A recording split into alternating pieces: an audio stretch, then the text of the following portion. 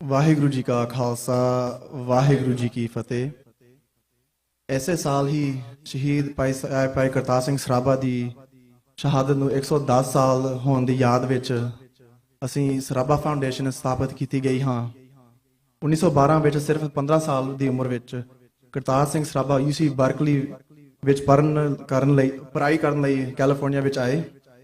ਪਰ ਜਲਦੀ ਹੀ ਜਦੋਂ ਪਤਾ ਲੱਗਿਆ ਕਿ ਜੋ ਕੁਝ ਹਾਲਾਤ ਪੰਜਾਬ 'ਚ ਹੋ ਰਿਹਾ, ਜੋ ਕੁਝ ਇੰਡੀਆ 'ਚ ਹੋ ਰਿਹਾ ਸੀ, ਉਹ ਆਪਣੇ ਦੇਸ਼ ਨੂੰ ਆਜ਼ਾਦ ਕਰਾਉਣ ਦੀ ਲਹਿਰ ਵਿੱਚ ਸ਼ਾਮਲ ਹੋਏ।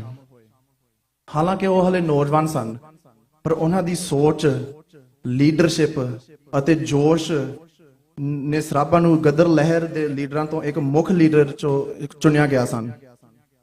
ਵੱਡੇ ਗਦਰੀ ਯੋਧਿਆਂ ਨੇ ਭਰੋਸਾ ਰੱਖਿਆ ਸੀ ਅਤੇ ਜ਼ਿੰਮੇਵਾਰੀਆਂ ਦਿੱਤੀਆਂ ਸੀ ਇਸ ਇੱਕ ਨੌਜਵਾਨ ਨੂੰ, ਜੋ ਉਹਨਾਂ ਨੇ ਮਾਣ ਨਾਲ ਨਿਭਾਈਆਂ।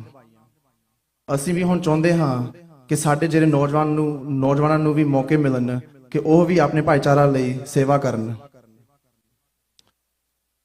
ਸਾਡੀ ਖਾਸ ਉਮੀਦ ਇਹ ਹੈ ਕਿ ਸਿੱਖ ਨੌਜਵਾਨ ਜੋ ਅਮਰੀਕਾ ਵਿੱਚ ਪਲੇ ਆ, ਇੱਥੇ ਪੜ੍ਹਾਈਆਂ ਕੀਤੀਆਂ ਆ, ਉਹ ਆਪਣੇ ਗਿਆਨ ਅਤੇ ਤਜਰਬੇ ਦੇ ਨਾਲ, ਜਿਹੜੇ ਸਾਡੇ ਬਜ਼ੁਰਗਾਂ ਅਤੇ ਸੰਗਤ ਦੇ ਸਹਿਯੋਗ ਅਤੇ ਸਲਾਹ ਦੇ ਨਾਲ ਸਰਾਭਾ ਫਾਊਂਡੇਸ਼ਨ ਇੱਕ ਐਸੀ ਵਧੀਆ ਭਵਿੱਖ ਅਤੇ ਬਦਲਾਅ ਲਿਆਉਣ ਦੀ ਕੋਸ਼ਿਸ਼ ਕਰ ਰਹੀ ਹੈ।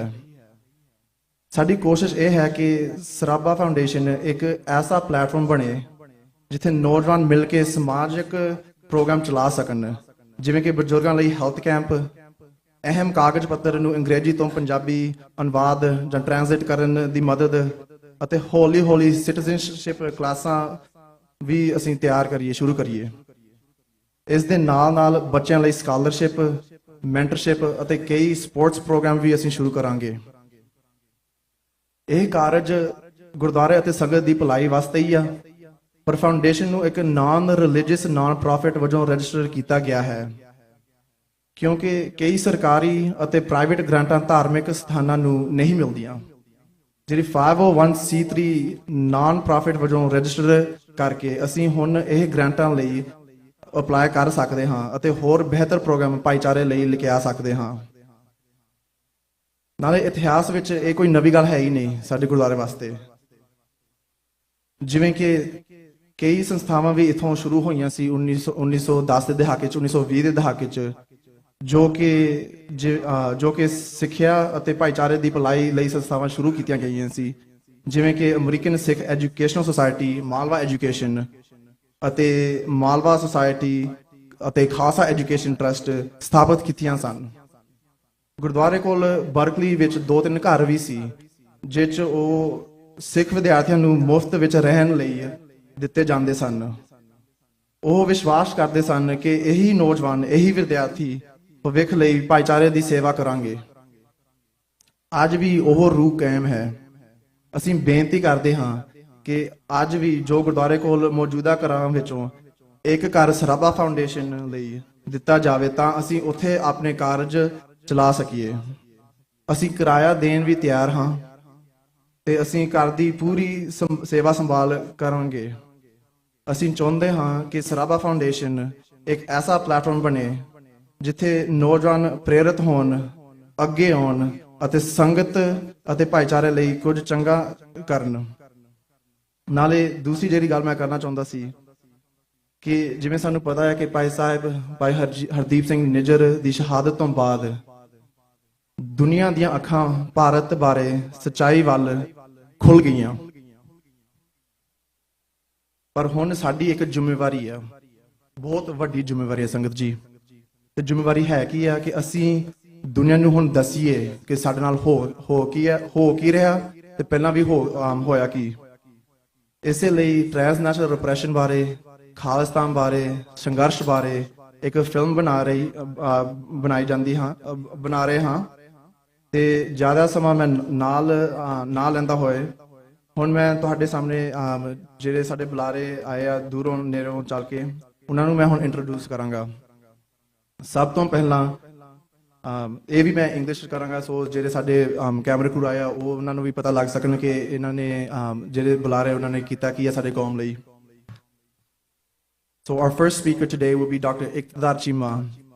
Dr. Chima is a member of the United Nations Global Steering Committee. He is the Director of Institute for Leadership and Community Development, UK, and Fellow to the University of Birmingham. Due to his efforts, 3 stanzas of the Guru Granth Sahib were included in the United Nations Faith for Right Declaration. The United States Commission on International Religious Freedom in 2017 published his report on constitutional and legal challenges faced by minorities in India. He has acted as an expert witness to the US Congress on several occasions on matters related to human rights, genocide, and religious freedom. He studied philosophy at the University of Oxford and achieved his PhD in international relations from the University of Gloucestershire. His services for advocacy of human rights have been formally recognized by the US Congress. मैं बेनती करता हाँ कि doctor Cheema साहब अपने विचार साझे करन जी। वाहिगुरू जी का खालसा, वाहिगुरू जी की फतेह। संगत जी फतेह प्रवान होवे। वाहिगुरू जी का खालसा की फतेह। ਜਦੋਂ ਫਤਿਹ ਦੀ ਸਾਂਝ ਪਾਉਂਦੇ ਆ ਤੇ ਭੈਣਾਂ ਵੱਲੋਂ ਵੀ ਫਤਿਹ ਦੀ ਓਨੀ ਹੀ ਭਾਰੀ ਸਾਂਝ ਆਉਣੀ ਚਾਹੀਦੀ ਆ, ਕਿਉਂਕਿ ਬਲੂਮਬਰਗ ਵੀ ਤੁਹਾਨੂੰ ਰਿਕਾਰਡ ਕਰ ਰਿਹਾ। ਪੰਥ ਜਿਹੜਾ ਵਾ ਉਹ ਸਿਰਫ ਬੰਦਿਆਂ ਦਾ ਨਹੀਂ, ਗੁਰੂ ਸਾਹਿਬ ਨੇ ਜਿਹੜੀਆਂ ਸਾਡੀ ਭੈਣਾਂ ਨੂੰ ਜਿੰਨੀ ਆਜ਼ਾਦੀ ਦਿੱਤੀ ਆ ਹੋਰ ਕਿਸੇ ਧਰਮ ਨੇ ਦਿੱਤੀ। ਸੋ ਵਾਹਿਗੁਰੂ ਜੀ ਕਾ ਖਾਲਸਾ, ਵਾਹਿਗੁਰੂ ਜੀ ਕੀ ਫਤਿਹ। ਮੈਂ ਥੋੜਾ ਜਿਹਾ ਅੱਜ ਬਾਇਲਿੰਗੁਅਲ ਗੱਲਬਾਤ ਕਰਾਂਗਾ ਕਿਉਂਕਿ ਬਲੂਮਬਰਗ ਵਾਲੇ ਵੀ ਆ, ਥੋੜਾ ਜਿਹਾ ਇਹਨਾਂ ਨੂੰ ਵੀ ਪਰਸਪੈਕਟਿਵ ਦੇਣਾ। So I will try to be bilingual. What we are commemorating today and where we are today. This is not an ordinary Sikh temple. It's not an ordinary Sikh Gurdwara. This is where, more than a century ago, people who stood with the values of United States, which are the values of freedom, liberty, equality, human rights, they went 7 seas across to win that freedom, liberty, equality under the British colonial rule. The Ghadriite movement, the Ghadris, who were working here, but they went more than a century ago to preserve these human values in India. Some of them were jailed, some of them were martyred. And we are also commemorating the martyrs of 1984. The world needs to understand what 1984 was. It wasn't attack on Golden Temple or Darbar Sahib. It wasn't a building which was attacked. It was the Sikh spirit which a totalitarian state attacked.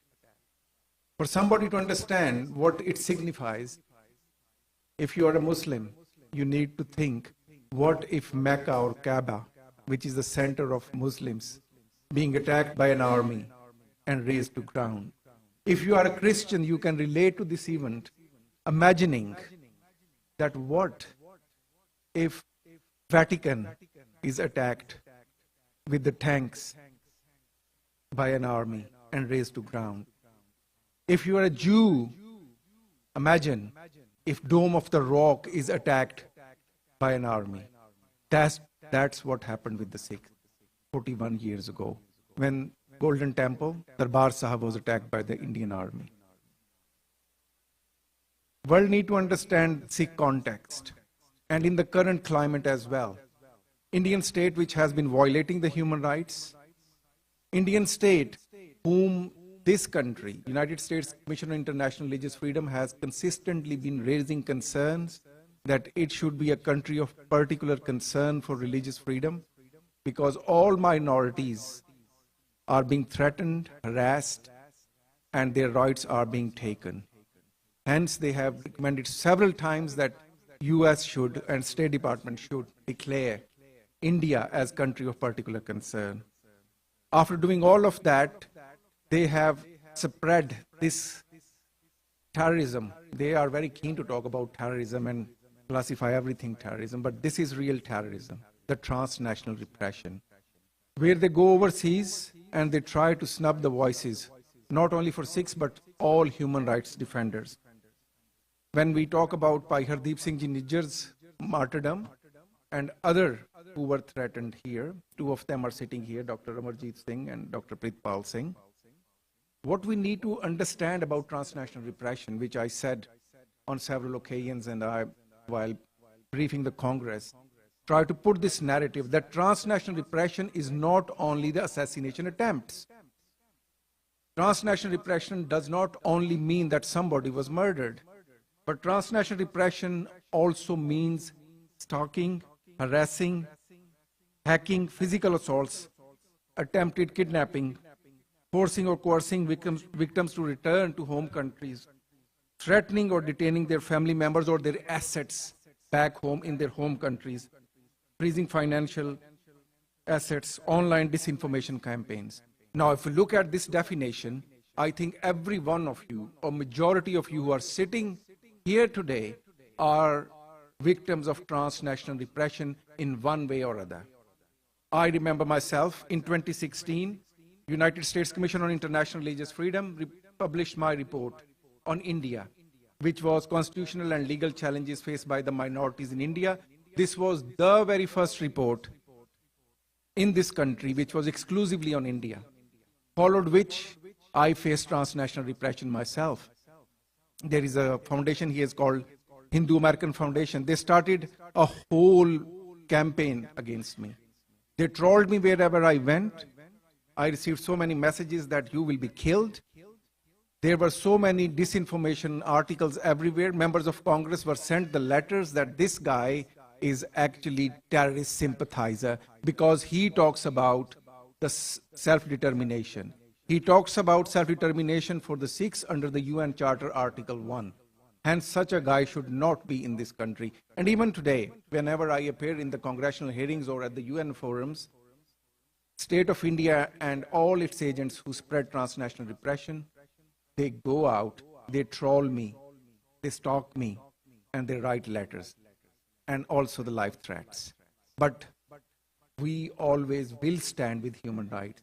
I will always be voicing for the Sikhs. I will always be voicing for Sikh homeland because that is something which is mentioned in the UN Charter of Human Rights, Article 1. So ਹੁਣ ਮੈਂ ਥੋੜਾ ਜਿਹਾ ਗੱਲ ਕਰਨਾ ਚਾਹਨਾ ਅੱਜ ਦੇ ਸਮਾਗਮ ਬਾਰੇ। ਆਪਾਂ ਅੱਜ ਇਸ ਸਮਾਗਮ ਦਾ ਨਾਂ ਰੱਖਿਆ ਵਾ ਸ਼ਹੀਦੀ ਸਮਾਗਮ। ਆਪਾਂ ਸ਼ਹੀਦਾਂ ਦੀ ਗੱਲ ਕਰਦੇ ਹਾਂ ਕਿਉਂਕਿ ਜਿਹੜੀਆਂ ਗੱਲਾਂ ਕਿੰਨੀ ਵਾਰੀ ਉਹ ਕਈ ਵਾਰੀ ਮੈਂ ਦੇਖਦਾ ਬਹੁਤ ਸਾਰੀਆਂ ਰਿਸਾਈਕਲ ਸਪੀਚਸ ਵੀ ਹੁੰਦੀਆਂ ਵਾ ਜਿਹੜੀਆਂ ਗੱਲਾਂ ਪਹਿਲਾਂ ਕਨਵੈਨਸ਼ਨਲੀ ਚੱਲਦੀਆਂ ਵਾ। ਦਰਬਾਰ ਸਾਹਿਬ ਤੇ ਹਮਲਾ ਹੋਇਆ, ਸ਼ਹਾਦਤਾਂ ਦੇ ਬਾਰੇ ਤੁਹਾਨੂੰ ਬਹੁਤ ਪਤਾ। ਮੈਂ ਥੋੜਾ ਜਿਹਾ ਸ਼ਹੀਦੀ ਦੇ ਫਲਸਫੇ ਤੇ ਪਹਿਲਾਂ ਗੱਲ ਕਰਨਾ ਚਾਹਾਂਗਾ ਕਿ ਸ਼ਹੀਦੀ ਦਾ ਫਲਸਫਾ ਹੈ ਕੀ।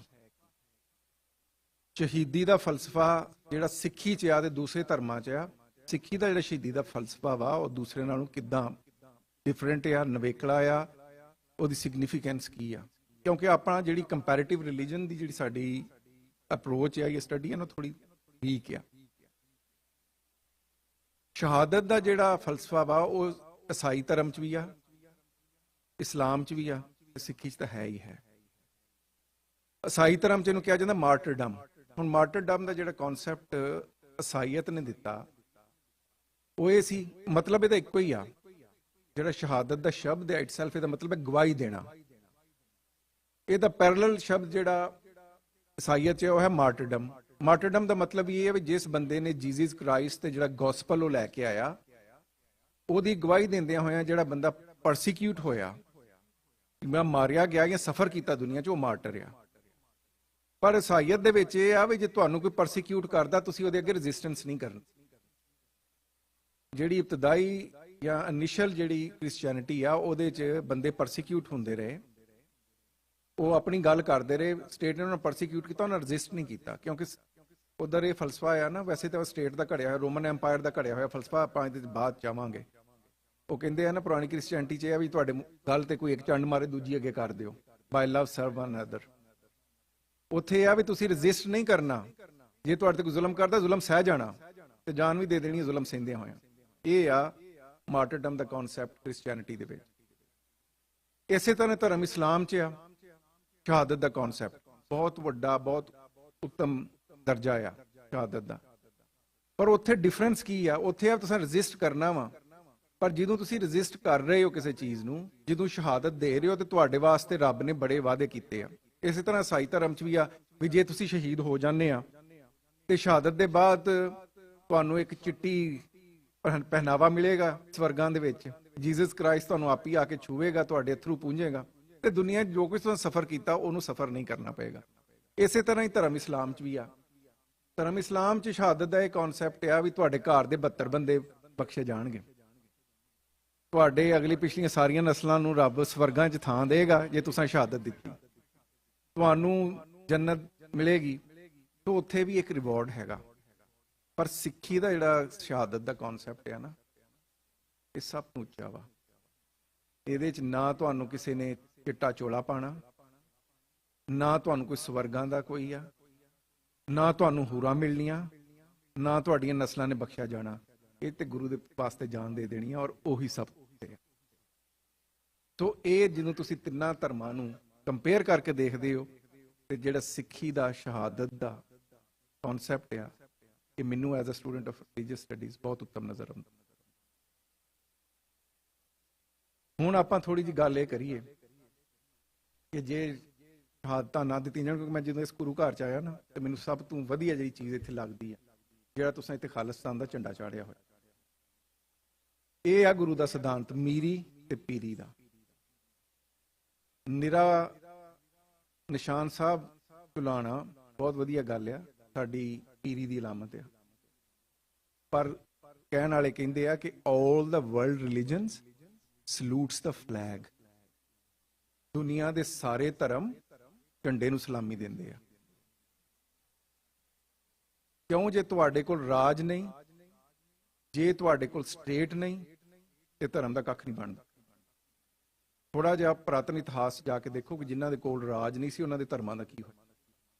ਬਹੁਤ ਧਰਮ ਕਿੱਥੇ ਜਨਮਿਆ? ਹਿੰਦੁਸਤਾਨ ਦੇ ਵਿੱਚ। ਜਿੰਨੀ ਦੇਰ ਰਾਜ ਰਿਹਾ, ਉਹਨਾਂ ਨੇ ਟਕਸਲਾ ਬਣਾਇਆ, ਐਡੀ ਵੱਡੀ ਸਿਵਲਾਈਜੇਸ਼ਨ, ਗੰਦਾਰਾ ਸਿਵਲਾਈਜੇਸ਼ਨ ਐਡੀ ਤਗੜੀ ਅੱਜ ਵੀ ਪਾਕਿਸਤਾਨ 'ਚ ਆ। ਵੱਡੀਆਂ ਵੱਡੀਆਂ ਯੂਨੀਵਰਸਿਟੀਆਂ ਬਣੀਆਂ, ਸਾਰਾ ਕੁਝ। ਜਦੋਂ ਬੁੱਧ ਧਰਮ ਦਾ ਰਾਜ ਗਿਆ, ਅਗਲਿਆਂ ਨੇ ਕੱਢ ਕੇ ਬਾਹਰ ਮਾਰਿਆ। ਬੁੱਧ ਧਰਮ ਜਨਮਿਆ ਹਿੰਦੁਸਤਾਨ 'ਚ, ਅੱਜ ਹਿੰਦੁਸਤਾਨ 'ਚ ਨਜ਼ਰ ਨਹੀਂ ਆਉਂਦਾ। ਉਸ ਜੈਨ ਧਰਮ, ਉਹਨਾਂ ਦਾ ਸੀ ਵੀ ਅਸੀਂ ਨੌਨ ਵਾਇਲੈਂਟ ਹੀ ਰਹਿਣਾ, ਅਸਾਂ ਕੀੜੀ ਵੀ ਆਉਂਦੀ ਆ, ਸਾਹ ਵੀ ਨਹੀਂ ਲੈਣਾ। ਜੈਨੀ ਤੁਹਾਨੂੰ ਅੱਜ ਨਜ਼ਰ ਨਹੀਂ ਆਉਂਦਾ। ਧਰਮ ਇਸਲਾਮ, ਜਿਹਦੇ ਅੱਜ UN 'ਚ 52 ਮੈਂਬਰ ਸਟੇਟ ਆ, ਜੰਮਿਆ ਸੀ ਇੱਕ ਡੈਜ਼ਰਟ ਦੇ ਵਿੱਚ, ਅਰੇਬੀਆ ਦੇ ਵਿੱਚ। ਜੇ ਮੁਹੰਮਦ ਸਾਹਿਬ ਮੀਰੀ ਤੇ ਹੀ ਲੱਗੇ ਰਹਿੰਦੇ, ਵੇ ਕਹਿੰਦੇ ਵੀ ਮੈਂ ਮਾਲਾ ਜਪੀ ਜਾਨੀ ਆ ਤੇ ਮੈਂ ਲੋਕਾਂ ਨੂੰ ਰੱਬ ਦੇ ਬਾਰੇ ਦੱਸੀ ਜਾਣਾ, ਤੇ ਧਰਮ ਇਸਲਾਮ ਕਿਸੇ ਪਾਸੇ ਨਾ ਲੱਗ। ਜਦੋਂ ਮੁਸਲਮਾਨਾਂ ਕੋਲ ਰਾਜ ਨਹੀਂ ਸੀ ਨਾ, ਤੇ ਖਾਨਾ ਕਾਬਾ ਜਿਹੜਾ ਮੁਸਲਮਾਨਾਂ ਦਾ ਸੈਂਟਰ ਪੁਆਇੰਟ ਹੈ, ਜਿਸ ਤਰ੍ਹਾਂ ਤੁਹਾਡਾ ਦਰਬਾਰ ਸਾਹਿਬ ਆ, ਇਸ ਤਰ੍ਹਾਂ ਮੁਸਲਮਾਨਾਂ ਦਾ ਖਾਨਾ ਕਾਬਾ ਆ, ਜਿੱਥੇ ਮੁਸਲਮਾਨ, ਜਿਹਨੂੰ ਮੱਕਾ, ਜਿਹੜਾ ਮੱਕੇ 'ਚ ਆ, ਜਿਹੜੀ ਬਿਲਡਿੰਗ ਤੁਸੀਂ ਦੇਖੀ ਹੋਣੀ ਕਾਲੇ ਰੰਗ ਦੀ, ਉਹ ਸਾਡਾ ਸੈਂਟਰ ਆਫ ਸਪਿਰਿਚੁਅਲਿਟੀ ਆ। ਮੁਹੰਮਦ ਸਾਹਿਬ ਦੇ ਕੋਲ ਮੀਰੀ ਹੈ, ਰੱਬ ਦੇ ਨਬੀ ਹਨ, ਕੁਰਾਨ ਰੈਵੀਲੇਸ਼ਨ ਹੈ। ਮੁਸਲਮਾਨਾਂ ਕੋਲ ਰਾਜ ਨਹੀਂ, ਤੇ ਉਸੇ ਕਾਬੇ ਦੇ ਵਿੱਚ ਬੁੱਤ ਪਏ ਨੇ। ਮੁਹੰਮਦ ਸਾਹਿਬ ਦੇ ਹੁੰਦਿਆਂ ਉੱਥੇ ਬੁੱਤ ਪਏ ਨੇ, ਕਿਉਂਕਿ ਮੁਸਲਮਾਨਾਂ ਕੋਲ ਰਾਜ ਦੀ ਤਾਕਤ ਨਹੀਂ ਹੈ। ਉਹਨਾਂ ਬੁੱਤਾਂ ਨੂੰ ਉਹ ਕੱਢ ਨਹੀਂ ਸਕਦੇ ਉੱਥੋਂ। ਉਹ ਕੋਈ ਸ਼ਿਵ ਪਾਰਵਤੀ ਦੇ ਬੁੱਤ ਨਹੀਂ, ਉਹ ਜਿਹੜੇ ਉੱਥੇ ਦੇ ਨਾਨ ਬਿਲੀਵਰ ਟ੍ਰਾਈਬਸ ਆ। ਮੁਹੰਮਦ ਸਾਹਿਬ ਤੋਂ ਪਹਿਲਾਂ ਉਹਨਾਂ ਦਾ ਆਪਣਾ ਹੀ ਕਬੀਲਾ, ਕੁਰੈਸ਼ੀ ਕਬੀਲਾ, ਜਿਹਦੇ 'ਚ ਮੁਹੰਮਦ ਸਾਹਿਬ ਦਾ ਜਨਮ ਹੋਇਆ, ਉਸੇ ਕਬੀਲੇ ਨੇ ਰੱਬ ਦੇ ਘਰ ਨੂੰ, ਕਾਬੇ ਨੂੰ ਅਸੀਂ ਰੱਬ ਦਾ ਘਰ ਮੰਨਿਆ ਕਿ ਇਬਰਾਹਿਮ ਨੇ ਉਹਨੂੰ ਖੜਾ ਕੀਤਾ। ਹਜ਼ਰਤ ਮੁਹੰਮਦ ਸੱਲੱਲਾਹੁ ਅਲੈਹਿ ਵਸੱਲਮ ਦਾ ਆਪਣਾ ਕਬੀਲਾ, ਉੱਥੇ ਬੁੱਤ ਪੂਜਾ ਉਹਨਾਂ ਨੇ ਕਰਾਈ ਆ, ਤਾਂ ਕਿ ਲੋਕ ਆਉਣ, ਚੜਾਵੇ ਚੜਨ, ਤੇ ਸਾਡਾ ਪ੍ਰਸ਼ਾਦਾ ਪਾਣੀ ਚੱਲਦਾ ਰਹੇ। ਮੁਸਲਮਾਨ ਉਹਨਾਂ ਬੁੱਤਾਂ ਨੂੰ ਉੱਥੋਂ ਕੱਢ ਨਹੀਂ ਸਕੇ, ਕਿਉਂਕਿ ਮੁਸਲਮਾਨਾਂ ਕੋਲ ਰਾਜ ਨਹੀਂ ਉਸ ਸਮੇਂ। ਸੋ ਮਚ ਸੋ ਮੁਹੰਮਦ ਸਾਹਿਬ ਤਾਇਫ ਇੱਕ ਥਾਂ ਆ ਮੱਕੇ ਦੇ ਕੋਲ, ਉੱਥੇ ਧਰਮ ਦਾ ਪ੍ਰਚਾਰ ਕਰਨ ਜਾਂਦੇ ਆ, ਤੇ ਲੋਕ ਉਹਨਾਂ ਨੂੰ ਪੱਥਰ ਮਾਰਦੇ ਆ, ਵੱਟੇ ਮਾਰਦੇ ਆ। ਇਨੀਸ਼ੀਅਲ ਮੁਸਲਮਾਨਾਂ ਨੂੰ ਇੰਨਾ ਖਤਰਾ ਲੱਗਦਾ ਕਿ ਸਾਡਾ ਕੀ ਬਣੇਗਾ। ਮੁਹੰਮਦ ਸਾਹਿਬ ਉਹਨਾਂ ਨੂੰ ਕਹਿੰਦੇ ਆ ਵੀ ਤੁਸੀਂ ਐਬੀਸੀਨੀਆ ਮਾਈਗ੍ਰੇਟ ਕਰ ਜਾਓ। ਐਬੀਸੀਨੀਆ ਜਿਹੜੀ ਅੱਜ ਕੱਲ੍ਹ ਦੀ ਇਥੋਪੀਆ ਦੀ ਰਿਆਸਤ ਮੰਨੀ ਜਾਂਦੀ ਆ, ਮੁਸਲਮਾਨਾਂ ਨੂੰ ਇੱਕ ਈਸਾਈ ਕਿੰਗਡਮ 'ਚ ਜਾ ਕੇ ਸ਼ਰਨ ਲੈਣੀ ਪੈਂਦੀ ਆ। ਉੱਥੇ ਜਾ ਕੇ ਮੁਸਲਮਾਨ ਸ਼ਰਨ ਲੈਂਦੇ ਆ, ਫਿਰ ਮੁੜਦੇ ਉਦੋਂ ਆ ਜਦੋਂ ਮੁਸਲਮਾਨਾਂ ਕੋਲ ਰਾਜ ਆਉਂਦਾ। ਪਰ ਜਦੋਂ ਮੁਸਲਮਾਨ ਮੱਕੇ ਤੋਂ ਉੱਠ ਕੇ ਮਦੀਨੇ ਜਾ ਕੇ ਵਸਦੇ ਆ, ਤੇ ਫਿਰ ਮੁੜ ਕੇ ਆ ਕੇ ਸਿਟੀ ਸਟੇਟ ਆਫ ਮਦੀਨਾ ਜਿਹੜੀ ਆ, ਜਿਸ ਵੇਲੇ ਮੱਕੇ ਨੂੰ ਕਾਬੂ 'ਚ ਕਰਦੀ ਆ, ਤੇ ਫਿਰ ਉਸ ਵੇਲੇ ਉਸ ਕਾਬੇ 'ਚੋਂ ਜਿਹੜਾ ਰੱਬ ਦਾ ਘਰ ਆ, ਉੱਥੋਂ ਬੁੱਤ ਚੁੱਕੇ ਜਾਂਦੇ ਆ, ਕਿਉਂਕਿ ਮੁਸਲਮਾਨਾਂ ਕੋਲ ਸਟੇਟ ਪਾਵਰ ਹੈ। ਇਹੀ ਵਰਤਾਰਾ ਕ੍ਰਿਸਚੀਅਨ ਦੇ ਨਾਲ ਆ। ਜੀਸਸ ਕ੍ਰਾਈਸਟ ਜਿਹੜੇ ਆ, ਉਹ ਦੁਨੀਆ ਤੋਂ ਅਕਾਲ ਚਲਾਣਾ ਕਰ ਗਏ ਬਹੁਤ ਛੇਤੀ। ਉਹਨਾਂ ਦੇ ਫਾਲੋਅਰਸ ਬਹੁਤ ਥੋੜੇ ਆ। ਉਹ ਰੱਬ ਨੇ ਜੋ ਵੀ ਉਹਨਾਂ ਤੇ ਲਾਇਆ, ਉਹਦੇ ਉੱਤੇ ਚੱਲ ਰਹੇ ਆ।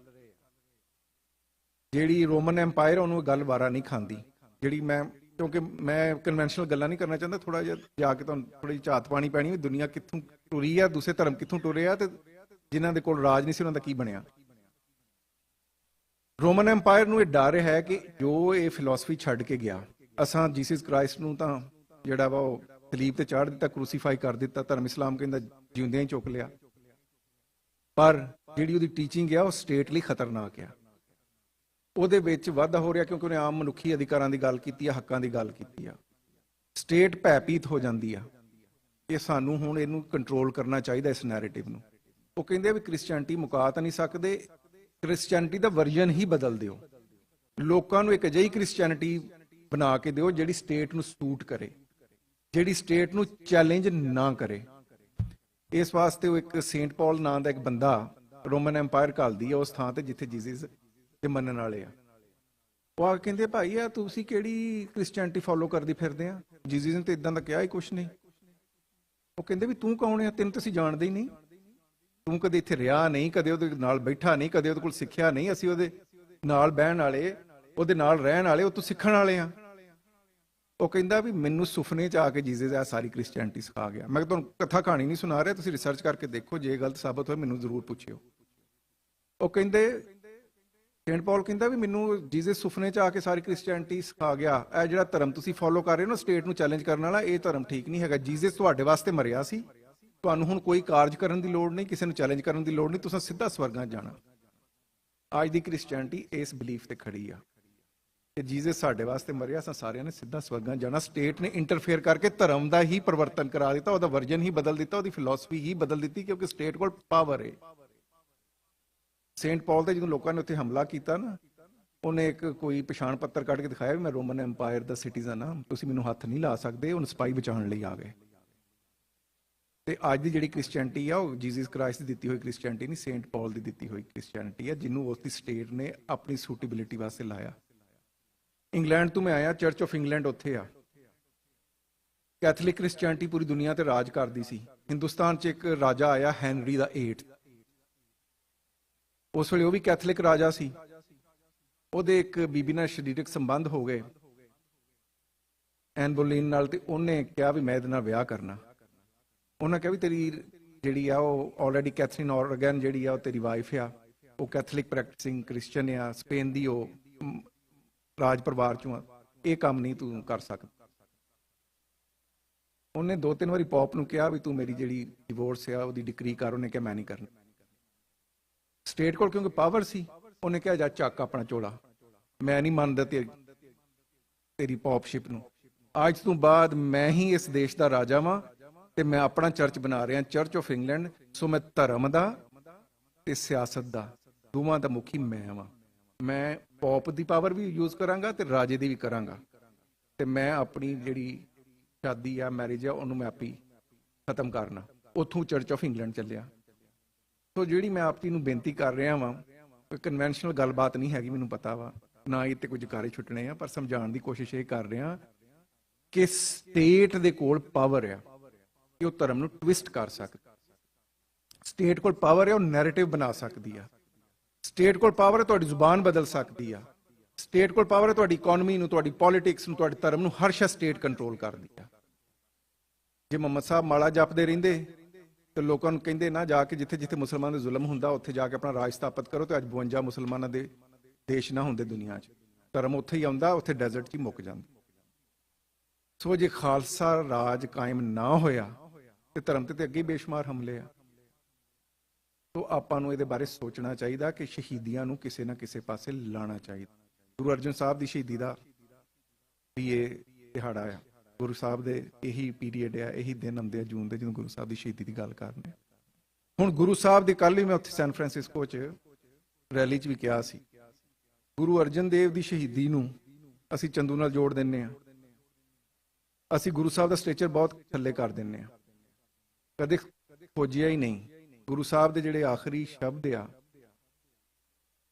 ਕਿ ਜੋ ਮੇਰੇ ਰੱਬ ਦੀ ਮਰਜ਼ੀ ਆ ਉਹੀ ਮਿੱਠੀ ਆ, ਇਹ ਬਹੁਤ ਵੱਡੀ ਗੱਲ ਆ। ਇਹਨੂੰ ਕਦੇ ਵਿਚਾਰ ਕੇ ਦੇਖੀ। ਗੁਰੂ ਅਰਜਨ ਸਾਹਿਬ ਦੀ ਸ਼ਹੀਦੀ ਕਿੰਨੇ ਕਰਾਈ? ਜੋਧਾਬਾਈ ਦੇ ਮੁੰਡੇ ਜਹਾਂਗੀਰ ਨੇ। ਕਈ ਬੰਦੇ ਤੇ ਭੁੱਲੇ ਹੀ ਬੈਠੇ ਆ ਵੀ ਜੋਧਾਬਾਈ ਦਾ ਮੁੰਡਾ ਸੀ ਜਹਾਂਗੀਰ। ਤੇ ਅਕਬਰ ਨੇ ਜਿਹੜਾ ਦੀਨੇ ਇਲਾਹੀ ਚਲਾਇਆ। ਅਕਬਰ ਮੁਸਲਮਾਨ ਨਹੀਂ ਸੀ, ਉਹਨੇ ਆਪਣਾ ਧਰਮ ਆਜ਼ਾਦ ਕੀਤਾ ਜਿਹਦਾ ਨਾਂ ਸੀ ਦੀਨੇ ਇਲਾਹੀ। ਜਦੋਂ ਉਹਨੇ ਦੀਨੇ ਇਲਾਹੀ ਆਜ਼ਾਦ ਕੀਤਾ ਤੇ ਉਹਦੇ ਬਾਅਦ ਇਸਲਾਮ ਤੋਂ ਦੂਰ ਹੋਇਆ ਔਰ ਉਹਨੇ ਜ਼ਿਲੇ ਇਲਾਹੀ ਆਪਣੇ ਆਪ ਨੂੰ ਐਲਾਨਿਆ।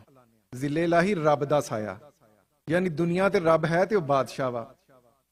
ਹਿੰਦੂ ਤਾਂ ਪਹਿਲਾਂ ਹੀ ਇਸ ਗੱਲ ਤੇ ਖੜਾ, ਉਹ ਕਹਿੰਦਾ ਈਸ਼ਵਰੋ ਦਿੱਲੀਸ਼ਵਰੋ ਈਸ਼ਵਰੋ, ਕਿ ਜਿਹੜਾ ਦਿੱਲੀ ਦਾ ਰਾਜਾ ਆ ਉਹ ਈਸ਼ਵਰ ਆ। ਉਸ ਤੋਂ ਹੀ ਪ੍ਰਭਾਵਿਤ ਹੋ ਕੇ ਉਹ ਕਹਿੰਦਾ ਮੈਂ ਜ਼ਿਲੇ ਇਲਾਹੀ ਆ, ਮੈਂ ਰੱਬ ਦਾ ਸਾਇਆ ਵਾਂ ਦੁਨੀਆ ਤੇ। ਮੁਸਲਮਾਨਾਂ ਨੂੰ ਵੀ ਮਜਬੂਰਨ ਇਹ ਗੱਲ ਮੰਨਣੀ ਪੈਂਦੀ ਆ ਵੀ ਬਾਦਸ਼ਾਹ ਰੱਬ ਦਾ ਸਾਇਆ ਵਾ। ਜਿਹੜਾ ਵੀ ਮੁਗਲ ਰਾਜੇ ਦੇ ਦਰਬਾਰ 'ਚ ਜਾਂਦਾ ਵਾ ਉਹਨੂੰ ਪਹਿਲਾਂ ਤੇ ਜ਼ਮੀਨ ਤੱਕ ਸਜਦਾ ਕਰਨ ਦੇ ਬਰਾਬਰ ਹੀ ਜਾਂਦਾ ਵਾ, ਤੇ ਨਾਲੇ ਉਹਨੂੰ ਕਹਿੰਦਾ ਜ਼ਿਲੇ ਇਲਾਹੀ, ਰੱਬ ਦਾ ਸਾਇਆ। ਜੇ ਨਹੀਂ ਕਹਿੰਦੇ ਤੇ ਗੁਰੂ ਅਰਜਨ ਪਾਤਸ਼ਾਹ ਨਹੀਂ ਕਹਿੰਦੇ, ਕਿਉਂਕਿ ਗੁਰੂ ਅਰਜਨ ਪਾਤਸ਼ਾਹ ਤੇ ਪਹਿਲੇ ਪਾਤਸ਼ਾਹ ਨੇ ਜਿਹੜੀ ਨਰੋਲ ਜਿਹਨੂੰ ਕਹਿੰਦੇ ਨਾ ਪ੍ਰੋਪਰ ਮੋਨੋਥੀਜ਼ਮ, ਉਹ ਸਿੱਖੀ 'ਚ ਆ ਜਿਹੜਾ ਗੁਰੂ ਨਾਨਕ ਛੱਡ ਅਕਾਲ ਪੁਰਖ ਦੇ ਨਾਲ ਜੋੜ ਕੇ ਗੁਰੂ ਅਰਜਨ ਦੇਵ ਜੀ ਸ਼ਹੀਦੀ ਨੇ ਸਾਬਤ ਕੀਤਾ ਤੂੰ ਜ਼ਿਲੇ ਇਲਾਹੀ ਨਹੀਂ, ਜ਼ਿਲੇ ਇਲਾਹੀ ਹੋ ਹੀ ਕੋਈ ਨਹੀਂ ਸਕਦਾ। ਇਲਾਹੀ ਸਿਰਫ ਜਿਹੜਾ ਵਾ ਅਕਾਲ ਪੁਰਖ ਹੀ ਆ, ਹੋਰ ਕੋਈ ਨਹੀਂ। ਤੇ ਮੇਰੀ ਜਾਨ ਉਤੋਂ ਗਈ, ਜੋ ਉਹਦੀ ਮਰਜ਼ੀ ਉਹਦਾ ਕੀਤਾ, ਮਿੱਠਾ ਲੱਗਿਆ ਉਹਨਾਂ ਨੂੰ। ਇਹ ਆ ਗੁਰੂ ਅਰਜਨ ਦੇਵ ਜੀ ਦੀ, ਇਹ ਆ ਤੁਹਾਡਾ ਸ਼ਹੀਦੀ ਦਾ ਫਲਸਫਾ। ਇਹਨੂੰ ਥੋੜਾ ਜਿਹਾ ਵਿਚਾਰਿਆ ਕਰੋ। ਮੈਂ ਇਸ ਵਾਸਤੇ ਇੱਕ ਬੇਨਤੀ ਕਰਦਾ ਜਾਵਾਂ ਆਪਣੇ ਪ੍ਰਚਾਰਕਾਂ ਨੂੰ ਵੀ ਜਦੋਂ ਅਸੀਂ ਸ਼ਹੀਦੀ ਸਮਾਗਮ ਕਰੀਏ ਨਾ, ਪਹਿਲਾਂ ਲੋਕਾਂ ਨੂੰ ਸਮਝਾਓ ਤੇ ਸਹੀ ਸ਼ਹੀਦੀ ਹੈ ਕੀ, ਤੇ ਜਿਹੜਾ ਤੁਹਾਡਾ ਸ਼ਹੀਦੀ ਦਾ ਕਨਸੈਪਟ ਹੈ ਬਾਕੀ ਲੋਕਾਂ ਨਾਲੋਂ ਕਿਸ ਤਰ੍ਹਾਂ ਡਿਫਰੈਂਟ। ਇਹ ਬੇਲੌਸ ਹੈ। ਇਹ ਅੱਜ ਕੱਲ ਹੋਰ ਗੱਲ ਆ ਵੀ ਜਿਹੜੀ ਸਿੱਖ ਆ ਨਾ, being a student of Sikh history, ਕਦੇ ਵੀ ਸਿੱਖ ਪਹਾੜੇ ਦਾ ਟੱਟੂ ਨਹੀਂ ਰਿਹਾ। ਆਮ ਸੌਰੀ ਟੂ ਸੇ, ਜਿਸ ਸ਼ਹੀਦ ਨੇ ਵੀ, ਜਿਸ ਵੀ ਸੰਘਰਸ਼ ਕਰਨ ਵਾਲੇ ਨੇ ਸਿੱਖੀ ਲਈ ਸੰਘਰਸ਼ ਕੀਤਾ ਵਾ, ਉਹ ਨਰੋਲ ਕੀਤਾ ਵਾ, ਉਹ ਗੁਰੂ ਦੇ ਆਸ਼ੇ ਵਾਸਤੇ ਕੀਤਾ ਵਾ, ਉਹਨੇ ਕਿਸੇ ਇਨਾਮ ਵਾਸਤੇ ਨਹੀਂ ਕੀਤਾ।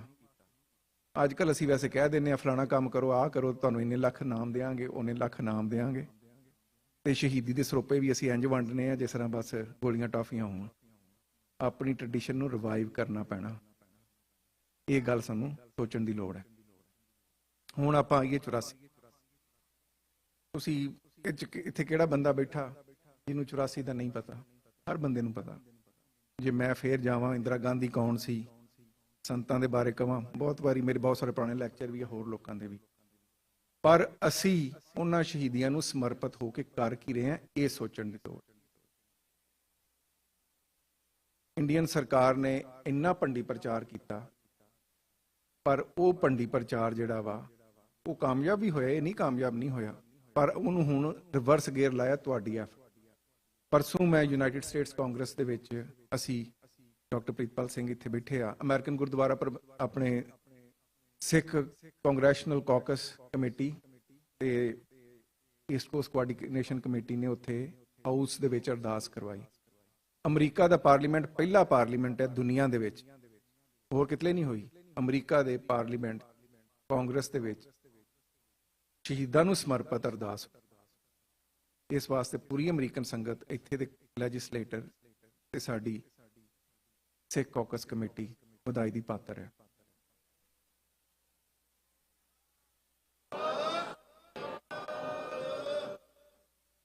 ਸਪੀਕਰ ਨੇ ਆ ਕੇ ਜਦੋਂ ਭਾਈ ਸਾਹਿਬ ਨੂੰ, ਜਿਸ ਵੇਲੇ ਹਾਊਸ ਸ਼ੁਰੂ ਹੋਣਾ ਸੀ ਨਾ, ਜਿਸੇ ਪ੍ਰੋਸੀਡਿੰਗ ਸ਼ੁਰੂ ਹੋਣੀ ਸੀ, ਤੇ ਸਪੀਕਰ ਆਪਣੀ ਸੀਟ ਤੇ ਆਇਆ ਤੇ ਨਾਲ ਹੀ ਸਾਡੇ ਭਾਈ ਸਾਹਿਬ ਨੂੰ, ਗ੍ਰੰਥੀ ਸਿੰਘ ਨੂੰ ਬੁਲਾ ਕੇ ਕਿਹਾ ਵੀ ਤੁਸੀਂ ਅਰਦਾਸ ਕਰੋ।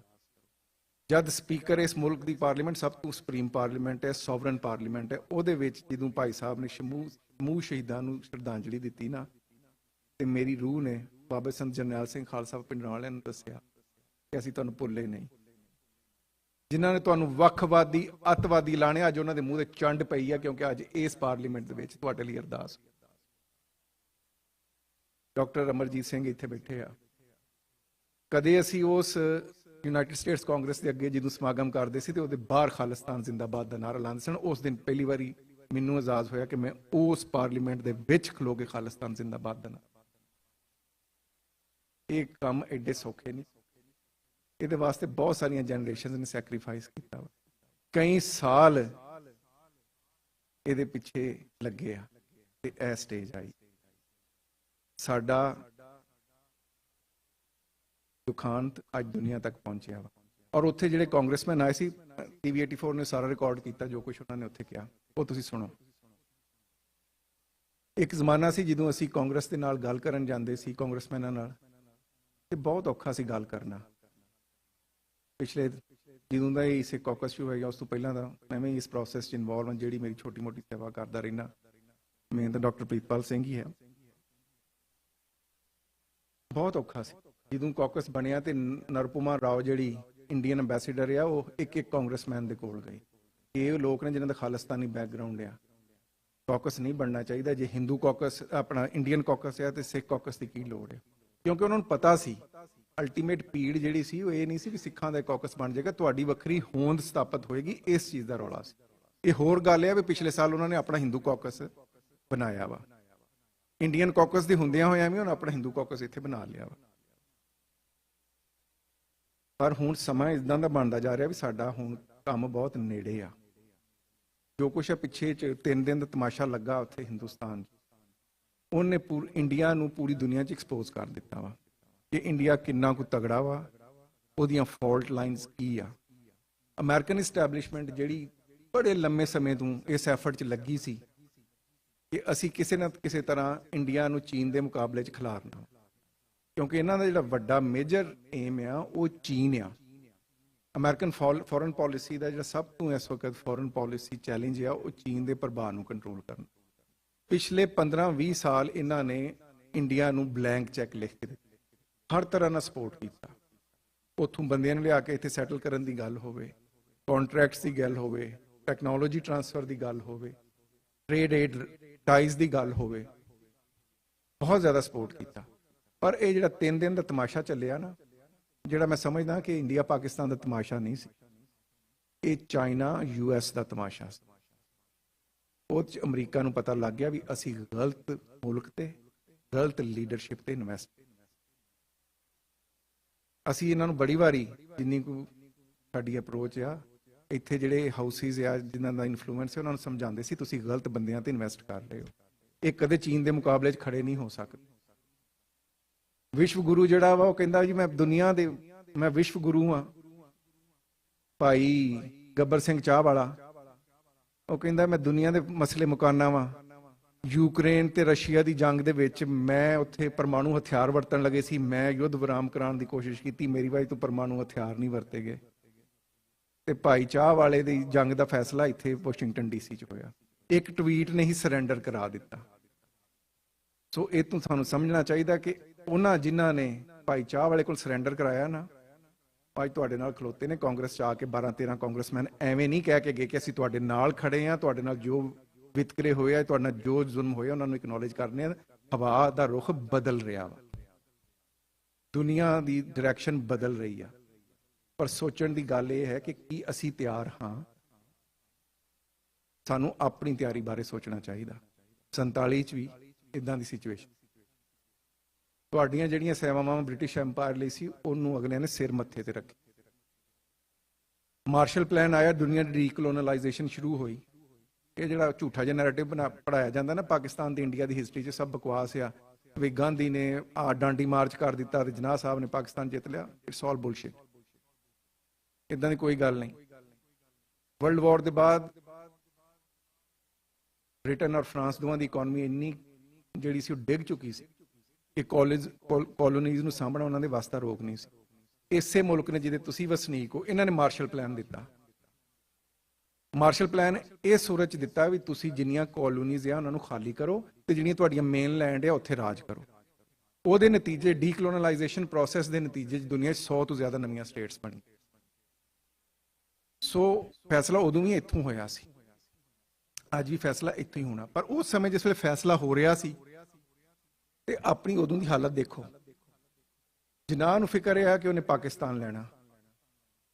ਗਾਂਧੀ ਨਹਿਰੂ ਦੀ ਸੋਚ ਆ ਵੀ ਅਸੀਂ ਜਿਹੜੇ ਇੰਡੀਆ ਜਿਹੇ 502 ਇੰਡੀਪੈਂਡੈਂਟ ਰਿਆਸਤਾਂ, ਇਹਨਾਂ ਨੂੰ ਕਿਸ ਤਰ੍ਹਾਂ ਹੜਪ ਕਰਨਾ। ਸਾਡੀ ਸੋਚ ਕੀ ਹੈ? ਸਾਡੀ ਸੋਚ ਕੁਛ ਵੀ ਨਹੀਂ। ਸਾਡੀ ਸੋਚ ਇਹ ਆ ਵੀ ਅਸਾਂ ਹਿੰਦੁਸਤਾਨ 'ਚ ਰਹਿਣਾ। ਅੰਗਰੇਜ਼ ਬਾਰ-ਬਾਰ ਕਹਿ ਰਿਹਾ, ਸਰ ਪੈਂਡਲ ਮੂਨ ਦੀ ਕਿਤਾਬ ਆ ਉਹ ਪੜ੍ਹੋ। ਉਹਨੂੰ ਸਿੱਖਾਂ ਪ੍ਰਤੀ ਬਹੁਤ ਪਿਆਰ ਸੀਗਾ।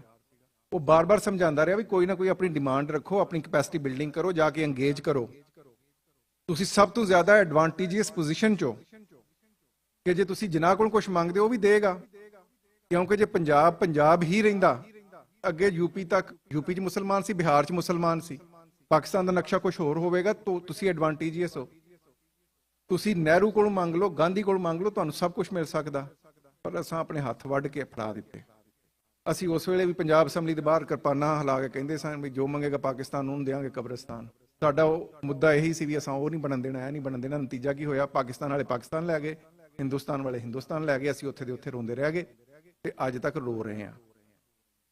ਅੱਜ ਫੇਰ ਹਾਲਾਤ ਬਣ ਰਹੇ ਆ ਜਿਹਦੇ ਵਿੱਚ ਦੁਨੀਆ ਤੁਹਾਨੂੰ ਮਾਨਤਾ ਦੇ ਸਕਦੀ ਆ।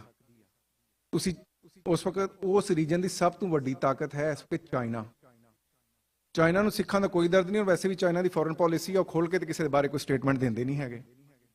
ਉਹ ਅਮਰੀਕਾ ਨਹੀਂ ਹੈਗਾ ਵੀ ਉਹਦਾ ਸੈਕਟਰੀ ਆਫ ਸਟੇਟ ਇੱਕ ਸੋਹਣੇ ਜਿਹੇ ਪੋਡੀਅਮ ਤੇ ਆ ਕੇ ਖਲੋ ਕੇ ਸਟੇਟਮੈਂਟਾਂ ਦੇ, ਉਹ ਚੁੱਪ ਕਰਕੇ ਆਪਣਾ ਕੰਮ ਕਰਦੇ ਰਹਿੰਦੇ ਆ। ਉਹਨਾਂ ਨੇ ਜਿਹੜਾ ਪਾਕਿਸਤਾਨ ਹੈ ਉਹਦੇ 'ਚ ਬਹੁਤ ਵੱਡੀ ਗਵਾਦਰ ਪੋਰਟ ਤੇ ਇਨਵੈਸਟਮੈਂਟ ਕੀਤੀ ਹੈ। ਬਾਏ ਦਾ ਵੇ ਇਹ ਵੀ ਦੱਸਦਾ ਜਾਵਾਂ ਕਿ ਜਿਹੜਾ ਪਾਕਿਸਤਾਨ 'ਚ ਬਹੁਤ ਵੱਡਾ ਉਹਨਾਂ ਦਾ ਪੋਰਟ ਦਾ ਪ੍ਰੋਜੈਕਟ ਹੈ, ਉਹ 'ਚ 91% ਜਿਹੜੇ ਸ਼ੇਅਰਸ ਆ, 91% ਜਿਹੜਾ ਉਹਦਾ ਫਾਇਦਾ ਪਹੁੰਚਣਾ ਜਦੋਂ ਆਪਰੇਸ਼ਨ ਉਹ ਚਾਈਨਾ ਨੂੰ ਮਿਲਣਾ। ਪਾਕਿਸਤਾਨ ਸਿਰਫ ਉਹ 'ਚ 9% ਦਾ ਬੈਨੀਫਿਸ਼ਰੀ ਆ।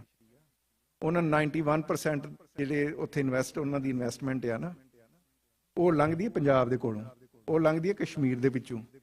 ਐਡੇ ਮੂਰਖ ਨਹੀਂ ਹੈਗੇ ਚੀਨ ਵਾਲੇ ਕਿ ਉਹਨਾਂ ਨੇ ਬਿਲੀਅਨਸ ਆਫ ਡਾਲਰ ਲਾ ਕੇ ਉਸ ਜ਼ੋਨ ਨੂੰ ਕਨਫਲਿਕਟਿੰਗ ਹੀ ਛੱਡਣ ਵਿੱਚ, ਜਿੱਥੇ ਕਦੇ ਇੰਡੀਆ ਜਿਹੜਾ ਵਾ ਉਹ ਸਾਰੇ ਦੇ ਸਾਰੇ ਆਪਣੇ ਮਿਜ਼ਾਈਲ ਸਿਸਟਮ ਜਿਹੜਾ ਉਹਨੇ ਪੰਜਾਬ 'ਚ ਲਾਏ, ਉਧਰ ਕਸ਼ਮੀਰ 'ਚ ਲਾਲਾ ਹੁੰਦੀ ਰਹੀ, ਤੇ ਚੀਨ ਦੀ ਤੇ ਫਿਰ ਇਨਵੈਸਟਮੈਂਟ ਡੁੱਬ ਗਈ ਨਾ। ਉਹਨਾਂ ਨੇ ਬਹੁਤ ਸੋਚ ਸਮਝ ਕੇ ਇਨਵੈਸਟਮੈਂਟ ਕੀਤੀ ਆ, ਔਰ ਉਸ ਰੀਜਨ ਦੇ ਵਿੱਚ ਜਿੰਨੀ ਦੇਰ ਹੁਣ ਅਮਨ ਨਹੀਂ ਆਉਂਦਾ, ਜਿੰਨੀ ਦੇਰ ਉੱਤੇ ਚਿਕਨ ਨੈਕ ਕੱਟ ਕੇ 7 ਸਿਸਟਰ ਸਟੇਟ ਆਜ਼ਾਦ ਨਹੀਂ ਹੁੰਦੀਆਂ, ਜਿੰਨੀ ਦੇਰ ਕਸ਼ਮੀਰ ਦਾ ਮਸਲਾ ਰਿਜ਼ੋਲਵ ਨਹੀਂ ਹੁੰਦਾ, ਤੇ ਜਿੰਨੀ ਦੇਰ ਖਾਲਿਸਤਾਨ ਨਹੀਂ ਬਣਦਾ, ਇਹ 1 ਰੋਡ 1 ਬੈਲਟ ਵਾਲਾ ਕਨਸੈਪਟ ਪੂਰਾ ਨਹੀਂ ਹੋਣਾ। ਸੋ ਸਾਡੇ ਕੌਮੀ ਘਰ ਦਾ ਜਿਹੜਾ ਵੇਲਾ ਹੈ ਨਾ ਹੁਣ ਬਹੁਤ ਨੇੜੇ ਆ। ਪਰ ਜੇ ਆਪਾਂ ਅੰਗੇਜ ਹੀ ਨਾ ਕਰ ਸਕੇ, ਜੇ ਅੱਜ ਵੀ ਅਸਾਂ ਬੜਕਾਂ ਹੀ ਮਾਰਨੀਆਂ ਮੋਦੀ ਦੀ ਤਰ੍ਹਾਂ, ਕੁੱਤਿਆਂ ਬਿੱਲੀਆਂ ਹੀ ਕਰਨੀ ਆ, ਤੇ ਕੋਈ ਨਹੀਂ, ਫਿਰ ਕਿਸੇ ਹੋਰ ਦੇ ਬਾਰੇ ਉਹ ਸੋਚ ਲੈਣਗੇ। ਕਿਉਂਕਿ ਜੇ ਤੁਸੀਂ ਟੇਬਲ ਤੇ ਬਹਿ ਕੇ ਗੱਲ ਹੀ ਨਹੀਂ ਕਰਨੀ, ਜੇ ਕੈਪੈਸਿਟੀ ਬਿਲਡਿੰਗ ਹੀ ਨਹੀਂ ਕਰਨੀ, ਜੇ ਤੁਸੀਂ ਇਨਕਲੂਜਨ ਦੀ ਬਜਾਏ ਐਕਸਕਲੂਜਨ ਦੀ ਹੀ ਗੱਲ ਕਰਨੀ ਆ, ਜੇ ਤੁਸੀਂ ਇਹ ਕਹਿਣਾ ਵੀ ਪੰਜਾਬ 'ਚ ਸਿਰਫ ਸਿੱਖ ਹੀ ਰਹੇਗਾ ਸਾਡਾ, ਤੇ ਉਹ ਮੇਰੇ ਵਿਜ਼ਨ ਤੋਂ ਉਹ ਖਾਲਿਸਤਾਨ ਆ, ਉਹ ਪੰਜਾਬ ਆ ਜਿਹਦੇ ਵਿੱਚ ਮੁਸਲਮਾਨ ਵੀ ਮੁਸਲਮਾਨ ਆ, ਸਿੱਖ ਵੀ ਸਿੱਖ ਆ, ਜਿਹਦੇ 'ਚ ਦਲਿਤ ਵੀ ਆ, ਜਿਹਦੇ 'ਚ ਹਰ ਹਿੰਦੂ ਵੀ ਆ, ਸਾਰੇ ਵਸਦੇ ਆ, ਜਿਹ 'ਚ ਕੁਰਾਨ ਵੀ ਜਿਹੜਾ 1 ਲੱਖ 'ਚ ਖਰੀਦਿਆ ਜਾਂਦਾ ਵਾ। ਪਰ ਜੇ ਅਸਾਂ ਪੋਲਿਟਿਕਸ ਆਫ ਐਕਸਕਲੂਜਨ ਇਦਾਂ ਕਰਨੀ ਆ ਵੀ ਫਲਾਣੇ ਨੂੰ ਇਦਾਂ ਕਰ ਦਿਓ, ਉਹ ਕਰ ਦਿਓ, ਤੇ ਉਹ ਕਹਿਣਗੇ ਵੀ ਇਹ ਤਾਂ ਇੱਕ ਜੰਮਦਿਆਂ ਹੀ ਅਜੇ ਸਟੇਟ ਦਾ ਜਨਮ ਨਹੀਂ ਹੋਇਆ, ਤੇ ਇਦਾਂ ਦੀ ਸਟੇਟ ਕ੍ਰੀਏਟ ਕਰਨ ਜਾ ਰਹੇ ਜਿਹਦੇ 'ਚ ਕਿਸੇ ਹੋਰ ਦਾ ਸਰਵਾਈਵਲ ਹੀ ਨਹੀਂ। ਇਦਾਂ ਦੀ ਸਟੇਟ ਅੱਜ ਦੀ ਮਾਡਰਨ ਦੁਨੀਆ 'ਚ ਕੋਈ ਐਕਸੈਪਟ ਨਹੀਂ ਕਰੇਗਾ। ਉਹ ਹੋ ਸਕਦਾ ਵੀ ਉੱਤੇ ਇਨਵੈਸਟਮੈਂਟ ਕਰ ਦੇਣ ਨਾਰਥ ਈਸਟ ਵਾਲੇ ਪਾਸੇ, ਕੋਈ ਅਸਾਮ ਆਜ਼ਾਦ ਹੋ ਜਾਏ, ਕੋਈ ਅਰੁਣਾਚਲ ਪ੍ਰਦੇਸ਼ ਦੇਸ਼ ਬਣ ਜਾਏ, ਕੋਈ ਨਾਗਾਲੈਂਡ ਦੇਸ਼ ਬਣ ਜਾਏ, ਉਹਨਾਂ ਕੋਲ ਤਾਂ ਪਹਿਲਾਂ ਹੀ ਬਹੁਤ ਆਟੋਨਮੀ, ਤੁਸੀਂ ਫੇਰ ਰੋਂਦੇ ਰਹਿ ਜਾਓ। ਤਾਂ ਮੇਰੀ ਆਪ ਜੀ ਨੂੰ ਬੇਨਤੀ ਹੈ ਕਿ ਇਹੀ ਸਮਾਂ ਕਿ ਆਪਾਂ ਵੱਧ ਤੋਂ ਵੱਧ ਲੌਬਿੰਗ ਕਰੀਏ, ਵੱਧ ਤੋਂ ਵੱਧ ਅੰਗੇਜ ਕਰੀਏ, ਤੇ ਆਪਣੀ ਕੌਮ ਨੂੰ ਜਵਾਬਦੇਹ ਹੋਈਏ। ਸੰਤ ਜਰਨੈਲ ਸਿੰਘ ਜੀ ਖਾਲਸਾ ਭਿੰਡਰਾਂਵਾਲੇ, ਅੱਜ ਕਿਉਂਕਿ ਅਸੀਂ ਸ਼ਹੀਦਾਂ ਨੂੰ ਯਾਦ ਕਰ ਰਹੇ ਹਾਂ ਨਾ, ਸੰਤ ਜਰਨੈਲ ਸਿੰਘ ਜੀ ਖਾਲਸਾ ਭਿੰਡਰਾਂਵਾਲੇ ਇਸ ਕੌਮ ਦੇ ਲੀਡਰ ਸੀ। ਦਰਬਾਰ ਸਾਹਿਬ 'ਚ ਬੈਠਦੇ ਸੀ, ਹਰ ਸਧਾਰਨ ਸਿੱਖ ਨੂੰ ਸੰਤਾਂ ਦੀ ਐਕਸੈਸ, ਮਾਈ ਭਾਈ ਸੰਤਾਂ ਨੂੰ ਜਾ ਕੇ ਮਿਲਦੇ ਸੀ, ਉਹਨਾਂ ਨਾਲ ਟਾਈਮ ਸਪੈਂਡ ਕਰਦੇ ਸੀ। ਉਹ ਲੋਕ ਜਿਸ ਤਰ੍ਹਾਂ ਡਾਕਟਰ ਪ੍ਰੀਤਪਾਲ ਸਿੰਘ ਇੱਥੇ ਬੈਠੇ ਆ, ਸਾਡੇ ਭੈਣ ਜੀ ਆ, ਜਿਹੜੇ ਸੰਤਾਂ ਨੂੰ ਪਰਸਨਲੀ ਮਿਲਦੇ ਰਹੇ ਆ, ਇਹਨਾਂ ਨੂੰ ਪੁੱਛ ਲਿਓ। ਉਹਨਾਂ ਦੀ ਜਾਨ ਤੋਂ ਜ਼ਿਆਦਾ ਕਿਸੇ ਨੂੰ ਖਤਰਾ ਨਹੀਂ ਸੀ ਨਾ। ਪੂਰੀ ਦੀ ਪੂਰੀ ਸਟੇਟ ਉਹਨਾਂ ਦੇ ਖਿਲਾਫ ਸੀ, ਬਾਹਰ ਟੈਂਕਾਂ ਤੋਪ ਸਨ, ਪੂਰਾ ਇੱਕ ਮਿਲਟਰੀ ਤੇ ਪੁਲਿਸ ਇਨਫਰਾਸਟ੍ਰਕਚਰ ਸੀ। ਉਹਨਾਂ ਨੇ ਕਦੇ ਨਹੀਂ ਕਿਹਾ ਵੀ ਮੇਰੀ ਜਾਨ ਨੂੰ ਖਤਰਾ, ਕੋਈ ਸਿੰਘ ਸਧਾਰਨ ਸਿੰਘ ਮੈਨੂੰ ਆ ਕੇ ਨਾ ਮਿਲੇ, ਕੋਈ ਮਾਈ ਭਾਈ ਨਾ ਮਿਲੇ, ਕਿਸੇ ਬੱਚਿਆਂ ਨੂੰ ਉਹਨਾਂ ਉਹ ਕੁਛੜੀ ਚੁੱਕੀ ਫਿਰਦੇ ਸੀ। ਅਖੀਰਲੇ ਸਮੇਂ ਤੱਕ ਉਹਨਾਂ ਦਾ ਇਹੀ ਵਰਤਾਰਾ ਰਿਹਾ, ਸ਼ਹੀਦੀ ਵਾਲੇ ਦਿਨ ਤੱਕ ਵੀ ਇਹੀ ਸਿਚੁਏਸ਼ਨ ਰਹੀ। ਅੱਜ ਕੱਲ੍ਹ ਦੀ ਲੀਡਰਸ਼ਿਪ ਜਿਹੜੀ ਆ, ਉਹ ਆਮ ਸਿੱਖ ਦੇ ਵਿੱਚ, ਸਧਾਰਨ ਸਿੱਖ 'ਚ ਆ ਕੇ ਬਹਿਣਾ ਨਹੀਂ ਚਾਹੁੰਦੀ, ਉਹਦੇ ਨਾਲ ਗੱਲ ਨਹੀਂ ਕਰਨਾ ਚਾਹੁੰਦੀ, ਉਹਨੂੰ ਜਵਾਬ ਨਹੀਂ ਦੇਣਾ ਚਾਹੁੰਦੀ। ਅਜੇ ਖਾਲਿਸਤਾਨ ਬਣਿਆ ਨਹੀਂ। ਜੇ ਕੱਲ ਨੂੰ ਇਹੋ ਜਿਹੀ ਲੀਡਰਸ਼ਿਪ ਆ ਗਈ ਸਾਡੇ ਕੋਲ, ਜਿਹੜੀ ਸਾਡੇ ਨਾਲ ਨਾ ਬਹਿਣਾ ਚਾਹੇ, ਨਾ ਗੱਲ ਕਰਨਾ ਚਾਹੇ, ਨਾ ਜਵਾਬ ਦੇਣਾ ਚਾਹੇ, ਤੇ ਸਾਡਾ ਕੀ ਹਾਲ ਹੋਏਗਾ। ਸੋ ਆਪਣੀ ਕੈਪੈਸਿਟੀ ਬਿਲਡਿੰਗ ਕਰੀਏ, ਆਪਣੀ ਸੋਚ ਦਾ ਧਾਰਾ ਬਦਲੀਏ, ਆਪਣਾ ਕੰਮ ਕਰਨ ਦਾ ਤਰੀਕਾ ਬਦਲੀਏ। ਤੇ ਨਾਲ ਹੀ ਨਾਲ ਮੈਂ ਕੱਲ ਵੀ ਕਿਹਾ ਸੀ ਕਿ ਅੱਜ ਕੱਲ ਹਰ ਕੋਈ ਜਰਨਲਿਸਟ ਹੈ। ਜਿਸ ਬੰਦੇ ਦੇ ਹੱਥ 'ਚ ਵੀ ਸਮਾਰਟਫੋਨ ਹੈ, ਜਰਨਲਿਸਟ। ਭਾਵੇਂ ਉਹਦੀ ਟ੍ਰੇਨਿੰਗ ਹੈ ਜਾਂ ਨਹੀਂ ਹੈ। ਮੈਂ ਕਈ ਚੈਨਲ ਕਈ ਦੇਖਦਾ ਵਾਂ, ਉਹ ਕਹਿੰਦੇ ਤੇ ਆ ਵੀ ਅਸੀਂ ਕੌਮ ਨੂੰ ਚੜ੍ਹਦੀ ਕਲਾ 'ਚ ਰੱਖਿਆ, ਪਰ ਉਹ ਚੜ੍ਹਦੀ ਕਲਾ ਢਹਿੰਦੀ ਕਲਾ 'ਚ ਬਹੁਤ ਛੇਤੀ ਬਦਲ ਸਕਦੀ। ਜਿਵੇਂ ਤੁਸੀਂ ਕੌਮ ਨੂੰ ਫੂਕ ਦਾ ਇੰਨਾ ਕੁ ਬਾਟਾ ਛਕਾ ਦਿੰਦੇ ਆ ਨਾ, ਵੀ ਲੱਗੇ ਬਗੈਰ ਕੁਛ ਕੀਤਿਆਂ, ਬਗੈਰ ਕਿਸੇ ਐਫਰਟ ਦੇ ਖਾਲਿਸਤਾਨ ਤੇ ਬਣਿਆ ਹੀ ਪਿਆ, ਬਸ ਸਵੇਰੇ ਉੱਠਣਾ, ਸੁਪਨੇ ਤੋਂ ਉੱਠਣਾ ਤੇ ਖਾਲਿਸਤਾਨ 'ਚ ਹੋਣਾ। ਇਦਾਂ ਵੀ ਨਹੀਂ ਹੋਣਾ। ਕੌਮ ਨੂੰ ਆਪਣੀ ਡਿਊ ਡਿਲੀਜੈਂਸ ਕਰਨੀ ਪੈਣੀ ਹੈ, ਰੀਅਲਿਸਟਿਕ ਰਹਿਣਾ ਪੈਣਾ ਜੇ ਖਾਲਿਸਤਾਨ ਲੈਣਾ। ਕਿਉਂਕਿ ਜਿਵੇਂ ਤੁਸੀਂ ਆਹ ਚੁਕਾਇਆ ਸੀ ਨਾ ਫੂਕ ਦਾ ਬਾਟਾ, ਗੋਦੀ ਮੀਡੀਆ ਨੇ ਕੌਨਫਲਿਕਟ ਵੀ ਕਰਾਚੀ ਪੋਰਟ ਤਬਾਹ ਕਰ ਦਿੱਤੀ, ਲਾਹੌਰ ਤੇ ਕਬਜ਼ਾ ਹੋ ਗਿਆ, chief of army staff arrest ਹੋ ਗਿਆ, ਪ੍ਰਾਈਮ ਮਿਨਿਸਟਰ ਲੁਕ ਗਿਆ। ਜਦੋਂ ਫੂਕ ਨਿਕਲੀ ਤਾਂ ਲੱਗਾ ਵੀ ਇਹ ਤਾਂ ਕੱਖ ਵੀ ਨਹੀਂ ਹੋਇਆ। ਕੱਲ ਤੁਹਾਡਾ ਵੀ ਇਹ ਹਾਲ ਨਾ ਹੋਵੇ। ਸੋ ਜਿਹੜੇ ਬੰਦੇ ਕੌਮ ਨੂੰ ਫੂਕ ਦਾ ਬਾਟਾ ਛਕਾ ਰਹੇ ਨੇ ਨਾ, ਉਹ ਗੋਦੀ ਮੀਡੀਆ ਦਾ ਤਾਂ ਰੋਣਾ ਰੋਂਦੇ ਨੇ, ਪਰ ਆਪਣੇ ਜਰਨਲਿਜ਼ਮ ਵਾਲੇ ਪਾਸੇ ਵੀ ਥੋੜਾ ਧਿਆਨ ਕਰੋ ਕਿ ਤੁਸੀਂ ਕੀ ਕਰ ਰਹੇ ਹੋ। ਮੇਰੇ ਬਾਅਦ ਡਾਕਟਰ ਸਾਹਿਬ ਨੇ ਵੀ ਬੋਲਣਾ, ਗੱਲਾਂ ਤੇ ਬਹੁਤ ਸਾਰੀਆਂ ਵਾ, ਕੀਤੀਆਂ ਵੀ ਜਾ ਸਕਦੀਆਂ ਵਾ, ਪਰ ਅੱਜ ਲਈ ਇੰਨਾ ਹੀ। ਵਾਹਿਗੁਰੂ ਜੀ ਕਾ ਖਾਲਸਾ, ਵਾਹਿਗੁਰੂ ਜੀ ਕੀ ਫਤਿਹ। ਬਹੁਤ ਧੰਨਵਾਦ ਹੈ ਡਾਕਟਰ ਇਕਤਦਾਰ ਚੀਮੇ ਦਾ। Thank you to Dr. Chima for sharing their views and insights with the Sangat. As they mentioned, this Gurdwara has a strong legacy of advocating for freedom, advocating for justice, and advocating for the right for self-determination. The concept of transnational repression is not a new concept. Actually, especially here for Stockton Gurdwara Sahib, it is nothing new for Stockton Gurdwara Sahib and those Sikhs that have been here in the United States. When the Ghadar revolutionaries and Stockton Gurdwara began the fight to free South Asia of British colonial rule, the British sought to suppress Ghadar revolutionaries and their fight for a sovereign nation. British officers in the US began surveilling and harassing Ghadar revolutionaries as well. Simply being in possession of the Ghadar newspaper was considered criminal. So this concept of transnational repression is nothing new for the Sikh community, is nothing new for Stockton Gurdwara Sahib, is nothing new for our Sangat and our Qaum. Now for our next Balara, I'd like to introduce Dr. Amarjeet Singh. Most of you already know who Dr. Amarjeet Singh is. He's a Sikh activist and the director of Khalistan Affairs Centers, a group advocating for the establishment of Khalistan, an independent Sikh homeland.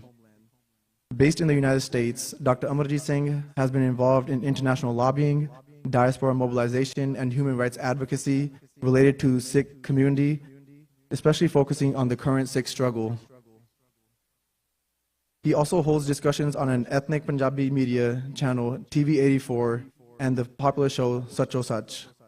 मैं बेनती करता हाँ कि doctor साहब तकरीबन 45 मिनटां वास्ते अपने विचार साझे करन जी। वाहिगुरू जी का खालसा, वाहिगुरू जी की फतेह।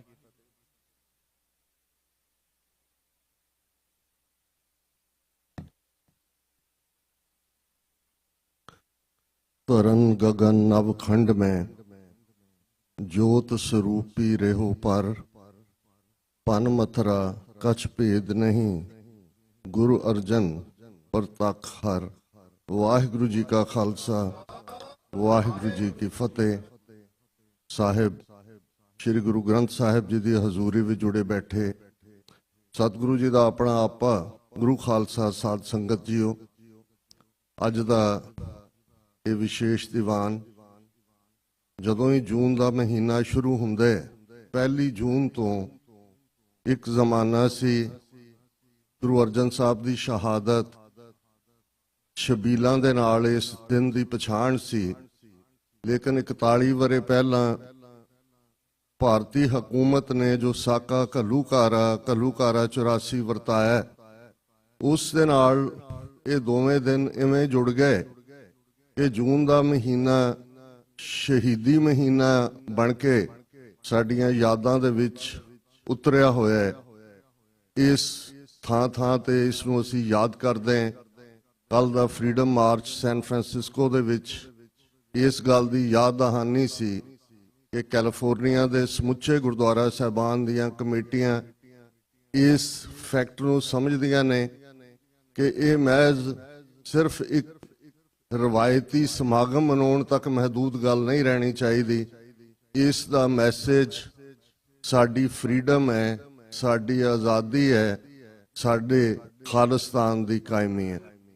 मैं आप तो माफ़ी चाहांगा क्योंकि अज साडे विच ब्लूमबर्ग ये वो मीडिया नैटवर्क है ਜਿਨੇ ਪਿਛਲੇ 2 ਸਾਲ ਚ ਲਗਭਗ, ਕਿਉਂਕਿ ਆਉਣ ਵਾਲੇ ਦਿਨ 18 ਜੂਨ ਨੂੰ ਭਾਈ ਹਰਦੀਪ ਸਿੰਘ ਨਿੱਜਰ ਦੀ ਸ਼ਹਾਦਤ ਨੂੰ 2 ਸਾਲ ਹੋ ਜਾਣੇ ਨੇ, ਤੇ ਭਾਰਤੀ ਸਟੇਟ ਦੇ ਟ੍ਰਾਂਸਨੈਸ਼ਨਲ ਰਿਪਰੈਸ਼ਨ ਦੀ ਕਹਾਣੀ ਨੂੰ ਜਿਸ ਇੰਟਰਨੈਸ਼ਨਲ ਮੀਡੀਆ ਨੇ ਦੁਨੀਆ ਦੇ ਸਾਹਮਣੇ ਲਿਆਂਦਾ, ਅੱਜ ਵੀ ਇਸ ਦੀ ਬਰਾਬਰ ਕਵਰੇਜ ਹੈ। ਉਸ ਦੇ ਵਿੱਚ ਬਲੂਮਬਰਗ ਨੈਟਵਰਕ ਦਾ ਬਹੁਤ ਵੱਡਾ ਯੋਗਦਾਨ ਹੈ। ਉਹਨਾਂ ਦੀ ਟੀਮ ਨੇ ਕੱਲ ਵੀ ਫਰੀडम ਮਾਰਚ ਨੂੰ ਕਵਰ ਕੀਤਾ ਹੈ। ਅੱਜ ਵੀ ਦੀਵਾਨ ਦੇ ਵਿੱਚ ਤੁਸੀਂ ਕੈਮਰਾਮੈਨ ਔਰ ਉਹਨਾਂ ਦੇ ਰਿਪੋਰਟਰਸ ਨੂੰ ਦੇਖ ਸਕਦੇ ਹੋ। ਸੋ ਮੈਂ ਖਿਮਾ ਚਾਹਾਂਗਾ ਕਿ ਉਹਨਾਂ ਦੇ ਲਈ ਵੀ, ਤਾਂ ਕਿ ਇਹ ਮੈਸੇਜ ਇੰਟਰਨੈਸ਼ਨਲੀ ਜਾਏ, ਅੰਗਰੇਜ਼ੀ ਦੇ ਵਿੱਚ ਐਡਰੈਸ ਕਰਾਂਗਾ ਕੁਝ ਹਿੱਸਾ। Brothers and sisters, today we are here on one hand to remember Guru Arjan Sahib's martyrdom, who was martyred in 1606 in Lahore due to the reason that the king of India at that time, Jahangir, he didn't like the message of Guru Arjan Sahib, our Gurbani, our holy hymns, which preach equality, egalitarianism, and justice. And this has been acknowledged by him in his own autobiography, Tauzik-e Jahangiri, where he admits that Guru Arjan Sahib was becoming so popular among the masses that not only Hindus, but even Muslims were following him. So I thought that either I should shut this shop or I should bring him into Islam. And that is where he goes on, that how he then finally issued the orders for martyrdom of Guru Arjan Sahib. That happened almost 419 years ago. But 41 years ago, what happened to the Sikh nation by that state, which claims to be the largest democracy on this planet, that they declared a full-scale war on the Sikh nation, total war. They attacked Darbar Sahib, sanctum sanctorum of the Sikhs, and 37 other Sikh historical shrines on the day, June 3rd, which was the martyrdom day of Guru Arjan Sahib. It was not only attack by some army paratroopers or some commandos. They used artillery, they used air power, they used naval divers, they used air force to see that from where the people are moving towards Amritsar. They cut Punjab from the whole of the world. They banned even walking on foot on all the focal points of 13,000 plus Punjab villages. Army had tanks there, and with the result that in the following days, from June 1st till June 10th, how many people were killed, we don't know. No white paper was ever issued on how many they killed. Now, Indira Gandhi issued a false white paper in the month of July 1984, in which they said that 83 soldiers and 700 something civilians were killed, which was a total lie. And it was not that Punjab was cut off from the rest of the world. They made sure that no foreign correspondent stays here, so that they should not be able to know that what happened to the Sikh nation. But still, luckily, one correspondent of Associated Press, Brahm Chalani, now today, though he is in a different camp, he is now running a Hindutva think tank based in Delhi. But at that time, Brahma Chalani, who arrived late in the hotel room there, he reported from Shimla, as Shimla was the place where there were no restrictions, and the world knew that how the Sikh pilgrims were shot dead at point blank range. He interviewed doctors of medical college, where he said that he saw that how arms tied behind elderly men, women, children were shot at point blank range. Then he interviewed those workers of Amritsar municipal committees or Amritsar corporations, those Safai worker, those who were brought in there, they were served liquor and they were asked to dispose of the bodies, which in thousands they took in the dump trucks to the Baba Deep Singh Shaheed Gurdwara.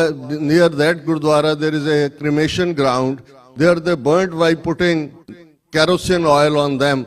These all reportings, when the world knew through the Associated Press, as Associated Press like Reuters is a big news agency around the globe, world had at least knew that what Sikh nation has gone through. And that was 41 years ago. And today, as we are June 8th, and at the place from where I am addressing this gathering is founded by our Gadri Babas. Close by, still we have that encyclo-styling press on which the information under Gadar Gunja used to be published by Kartar Singh Saraba and his other co-editors, co-writers. That was almost more than 100 years ago. This Gurdwara Sahib was founded in 1912. And very interestingly, when we are seeing that how the free media, the press is being throttled in India, that didn't happen just 41 years ago. Even as we mentioned about 4-day drone missile warfare between India and Pakistan, not only mainstream media of India was telling the lies that they have captured Karachi and their army is in Islamabad and they are about to capture Lahore, but they banned 8,000 YouTube channels which were giving the true information. Not only that, these days we are seeing in Punjab that few YouTubers who visited Pakistan after opening of Kartarpur Sahib corridor, they had friendly relations with the neighboring journalists and others. Now they are being arrested in the name of spying for Pakistan's ISI, as they want to throttle that very voice.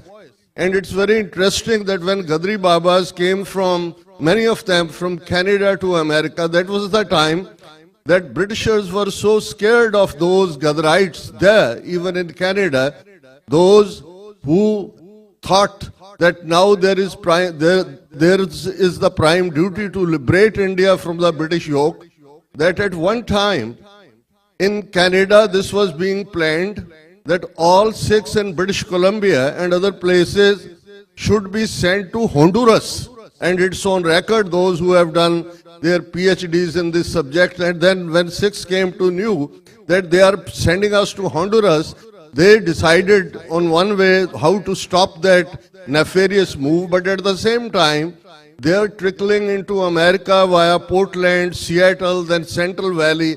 And when we talk about this press, Gadar Gunja, and this voice from there, America is a blessed land, as the First Amendment of our Constitution gives us the right to express ourselves, to say whatever we want to say. And they found this place, Stockton, and this very place, which is Pacific Coast Khalsa Diwan Society, Stockton, from where they started publishing Gadar Gunja. And that publication was not up to America.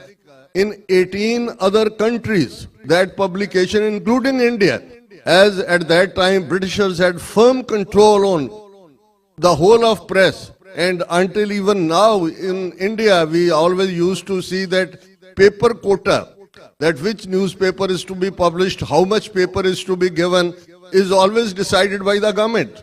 For the reason at that time there was no social media and there were no other channels of communication. So for us it is very important when international media took notice of what we are going through. that was the time when the opposite narrative, for these 41 years, they dubbed us as the terrorists. They came up with the new 3 words in Hindi, Atankvadi, Algavwadi, Ugrvadi, to label us. But for the first time in the last 2 years, our case is being understood on the true lines, that not only our nation has suffered in that land in India for 41 years, and to just give a background that why, when it comes to, and it was while I was in Notre Dame almost 15 years ago, in one of the discussions, the head of their International Peace Studies program, he asked me that why Indian state is after the Sikhs. Sikhs are an asset of them. They are the, Punjab is the breadbasket of India. Sikhs are the best soldiers. They are the loyalist nationalists. Why they are after Sikhs? Why they want to destroy Sikhs? Destroying Sikhs means destroying India. And I said, sir, this is not just a battle for few districts of Punjab or just a few people against the state. This is the battle of ideas. And the Indian state, particularly today when we talk about Hindutva, before it was Brahmanism, we need to know that even Nazi ideology, they always know the word Aryan comes from Arya. And Arya, when you look at Rig Veda, you look at Varna Ashram, you look at caste system, and then you look at racism. Racism in the worst form even today exists in India, as the very bedrock of Hinduism is the caste system, Brahman, Kshatriya, Vaishya, Shudra. And when it comes to Brahman, look at what symptoms they have for the Brahmins. White color, tall man, long nose, and with the Kulean language, which is the Sanskrit. And one has to find out that why Hitler was interested to open Sanskrit University in Berlin, why the very swastika, the symbol of Nazis, is not a German word, it is not a Latin word, or it is not a word of any European language, it is a word from Sanskrit. That why swastika, the Nazi ideology, all these things, they were of importance to the Nazis. And the very Nazi ideology, if you today look at Hindutva's philosophy, when they say Hindu, Hindi, Hindustan, then at once our thoughts go to one nation, one race, one people, one leader. That was the ideology of Nazism. And not simply even man like Rabindranath Tagore, Nobel laureate. He met Mussolini twice, once before, then second time when it was opposed by others, he shouldn't meet. And look at Nazism and fascism, how close ideologies they are. And this RSS, the bunch of thoughts written by Golwalkar, who led RSS for a long time, though RSS was founded by Dr. Hedgewar, and you will see Golwalkar in the bunch of thoughts admiring Hitler. Even Savarkar, the real father of Hindutva ideology, who has been recommended for the Bharat Ratan, the highest award of India. Savarkar says that what solution Nazis has found about the minorities, the same is applicable here in India. So when we look at the challenges, what Indira Gandhi did 41 years ago, what Narendra Modi is doing today, and what is happening to the minorities in India, not only Sikhs of Punjab, but even Christian belt in the northeast, it may be Nagaland, it may be Mizoram, or it may be Kuki tribe of Manipur. Similarly, on the other hand, Muslims in Kashmir and other India's so-called untouchables, Dalits, then one will understand that this is a fight of ideas. On one hand is the racist ideology of Hindutva. On the other hand, there is the ideology of Guru Nanak Padshah, equality, egalitarianism, justice for all, and that is the real fight. And Sikhism as a faith is a biggest challenge for them even today. Now, some words about transnational repression crime, which Indian states started committing outside. When, on one hand, they killed not only June 84, it was a full-scale attack and killings of thousands of Sikhs. This genocide of the Sikhs continued for the next almost more than 10 years till 1995, with the result that eventually they thought that they have finished the movement, but when outside the Sikhs, those who came outside got asylum in these countries, eventually they thought that now this voice should be crushed. And that is how almost firstly in Lahore, Bhai Paramjit Singh Panjwad was martyred on May 6, 2023. Then June 15th, 2023, Bhai Avtar Singh Khanda was murdered through a chemical which KGB provided, as most of us will listen. And then on June 18th, 2023, Bhai Avtar Singh Khanda's, Bhai Hardeep Singh Nijjar's cold-blooded murder took place in the Gurdwara complex parking lot of Gurdwara Sahib Sari. Now, where we are today, Dr. Cheema has mentioned on June 6th, there was a Sikh Ardas in US House of Representatives. It is a big achievement. Sikh Congressional Caucus, which has done a human service to the Sikh nation, in spite of the opposition from sometimes own circles, those who used to say, oh, Sikh caucus don't talk so of Khalistan, or they are this or that. But the day it started and today, after 11, 12 years, there are 50 plus US congressmen, bipartisan, Democrats and Republicans, who are members of this Sikh caucus. And this is a big achievement. Not only that the prayer took place inside, though they were very set words as they have to go through the approval or they have to be approved by the higher authorities. But towards the end, when Pai Sahib said, Parnam Shahidanu, then it was very clear that today, after 41 years, we have got the stamp, approval stamp from that power, that superpower, which is ultimately today is the deciding factor of the new world order, which we all are understanding what is happening in Europe, in the Middle East, and in the South Asia.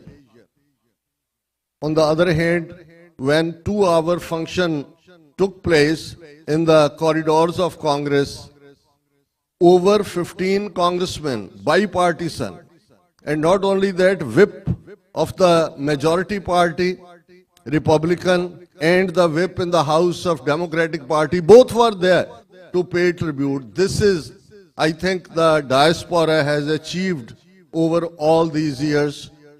India thought that by killing Hardeep Singh Nijjar, by killing Avtar Singh Khanda, by killing Bhai Paramjit Singh Panjwad, they have suppressed the voice. The outside Sikhs won't speak, but I think the Khalistan referendum movement, in particularly in the Five Eyes countries, America, Canada, UK, Australia and New Zealand, where hundreds of thousands of Sikhs have come out to vote for Khalistan, that shows that today 5 million Sikh diaspora is ready for its freedom. And in these 2 years, on one hand, India's image as a rogue state has been exposed, that it's not a democracy, it's not a land of peace and land of Buddha. Actually, it is in the name of democracy, it is a Nazi-cracy. And one need to know that German's name was Socialist Republic of Germany. Hitler didn't capture power through any coup in the army. His party, Nazi party, won the elections, though they did stunts like burning the parliament before, blaming it on the communists, and then having the propaganda around. Many people may not know that the word propaganda is a German language word. And the propaganda minister of Hitler's cabinet was Dr. Goebbels, Even today, when we have to say that somebody is lying, we say Goebbelian lies. And these Goebbelian lies, Nazis, they have mastered this art. And today we see that how Hindu Taviz has mastered this art. But today, India stands exposed in the world as a rock state. And at the same time, the case of Khalistan is on the international radar. It's now our duty. On one hand, we as Sikhs, we believe in the freedom of expression. We believe in the equality of all human beings. 10th Master Guru Gobind Singh Sahib says, consider ye all human race as one. And we hope that international community, which is now which is aware of what we are going through, very soon they should consider, they should work towards that. The opinion makers, lawmakers, decision makers of this country and other influential countries in the world, they should give that very right to the Sikhs, which almost on December 10th, 1948, when representatives of 50 countries gathered at San Francisco, declared UN Charter of Human Rights and gave the right of self-determination to the people who are struggling for their rights. And I'll conclude by saying that even our armed struggle during those times, it had its basis in the preamble of UN Charter of Human Rights, which says, if a man is not to be compelled as a last resort to rebellion, his human rights must be protected by the rule of the law. And this is the same philosophy of 10th Guru, Guru Gobind Singh Sahib, Chunkaras, Hama Hilte Darguzast, Halalas, Burdanba, Shamshir Das. So today we are offering our prayers for martyrs. We are remembering them in our memory, but at the same time, we are resolving, we are determined to create a buffer state of Khalistan between three nuclear powers, India, Pakistan and China, whose borders will extend from Wagah border to the river Jamuna. And this Khalistan is the only guarantee of permanent peace, stability and prosperity in the South Asia. Vaheguru Ji ka Khalsa, Vaheguru Ji ki Fateh. Waheguru ji ਕਾ ਖਾਲਸਾ ਵਾਹਿਗੁਰੂ ਜੀ ਕੀ ਫਤਿਹ ਬਹੁਤ ਧੰਨਵਾਦੀ ਹਾਂ doctor ਸਾਹਿਬ ਹੋਣਾਂ ਦਾ We are deeply indebted to and thankful for Dr. Amarjit Singh for always standing for Khalistan and fearlessly advocating for Khalistan. And now I'd like to introduce Jasmine Kaur, who has won the Miss Capital City 2025 competition, and she'll be briefly sharing her thoughts on the importance of youth engagement and passing the TNR bill. Jasmine Kaur. Waheguru Ji ka Khalsa, Waheguru Ji ki Fateh. My name is Jasmine Kaur Boprai, and I won the title of Miss Capital City in the Miss America organization. Now, I know a lot of people might not be familiar with what this means. I was the first Punjabi and Sikh American to win this title in the 72 years existence of the Miss Sacramento County organization. So Miss America is a scholarship organization, and they are the largest provider of scholarships across the country. Next week, I will be going to the Miss California competition, where I could win up to $70,000 in scholarships. So a part of this organization, the largest emphasis is education and community service. My community service initiative is Seva, selfless service. And that's how I bring forth Sikhi in my year of service. Some of the things that I've done with my platform is a Seva Spotlight series on social media. The first spotlight that I did was on Khalsa Aid, and I did an interview with Ravi Singh Khalsa, where at the Selma Gurdwara, we distributed 300,000 pounds of groceries to those facing food insecurity in the Central Valley. But my inspiration behind Seva comes from the start of Seva that I had right here at Stockton Sikh Temple. As many of us know, the Nagar Kirtan that happens annually has the largest distribution of langar in the state. Alongside Yuva City Stockton Nagar Kirtan is one of the biggest providers of free meals for all. And I also did a spotlight on this as well. So it's evident that the Sikh community here does a lot for the community in California. And that is something that I try to showcase on social media. Some of the organizations that I've worked with outside of Sikh-based organizations are Gibbon Conservation, Shambhala Preserve, Project Ride, where I've helped give children therapeutic horseback riding lessons to children with disabilities. I've also worked with City of Sac, and I go and I do classroom visits, where I try to inspire the youth to selflessly serve their community. Now, I would like to speak briefly about SB 509 and the Sikh community's support of this bill. Some of the examples of transracial repression that we have seen outside of the Sikh community can be shown in the Chinese, Russian, Iranian communities as well. Recently, there was, pulling this up here real quick, China was caught operating a convert and unwarranted embassy in New York to repress opponents of the Communist Party of China and the United States. This is an example of transnational repression in our country outside of our own community. And as we all know, a year ago, Hardeep Singh Nijjar, the president of the historic Sikh Temple of Surrey, Canada, was assassinated by the Indian government for advocating for the recognition of the Sikh 1984 genocide. I would like to emphasize that, once again, the Sikh community and myself stand behind this bill. And I urge members of the community to follow up and speak to their legislators in support of this bill. Thank you.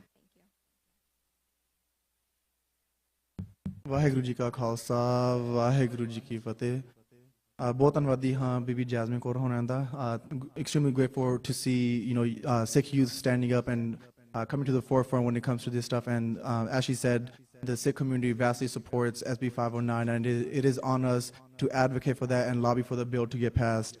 And now I want to introduce our final speaker for the day. He is the founder of the American Sikh Caucus Committee, Dr. Pritpal Singh.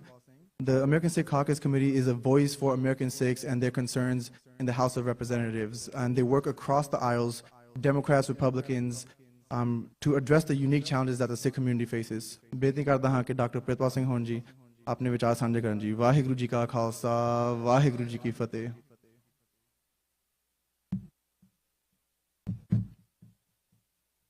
Waheguru ji ਕਾ ਖਾਲਸਾ ਵਾਹਿਗੁਰੂ ਜੀ ਕੀ ਫਤਿਹ।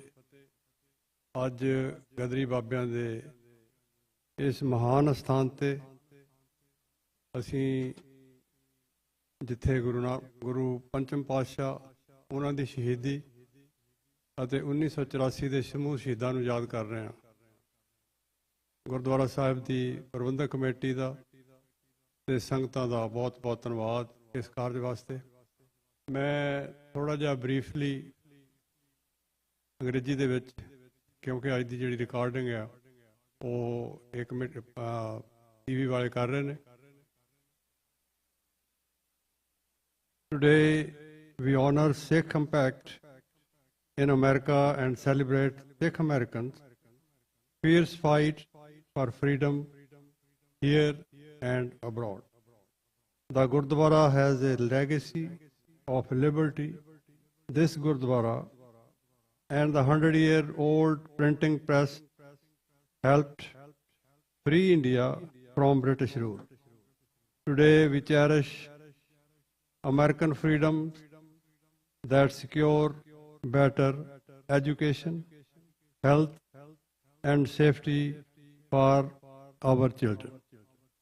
But as the Sikh Americans, we still face persistent threats. Our community has risen over a century, yet our leaders face dangers from the very nations we helped liberate.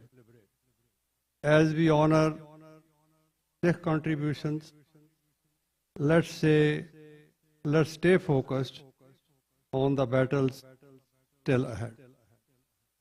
ਅਸੀਂ ਜਿਸ ਤਰ੍ਹਾਂ ਕਿ ਪਹਿਲੇ ਬੁਲਾਰਿਆਂ ਨੇ ਸਾਨੂੰ ਸਭ ਨੂੰ ਜਾਣਕਾਰੀ ਦਿੱਤੀ ਹੈ ਕਿ ਜਿੱਥੇ ਅਸੀਂ ਅੱਜ ਆਪਣੇ ਮਹਾਨ ਸ਼ਹੀਦਾਂ ਨੂੰ ਯਾਦ ਕਰ ਰਹੇ ਹਾਂ, ਜੋ ਪੂਰਨੇ ਸਾਡੇ ਗੁਰੂ ਸਾਹਿਬ ਨੇ ਪੁਰਾਤਨ ਸਿੰਘਾਂ ਨੇ ਪਾਏ ਸਨ, ਉਹਨਾਂ ਨੂੰ ਲੈ ਕੇ ਅਸੀਂ ਅੱਗੇ ਚੱਲ ਰਹੇ ਹਾਂ।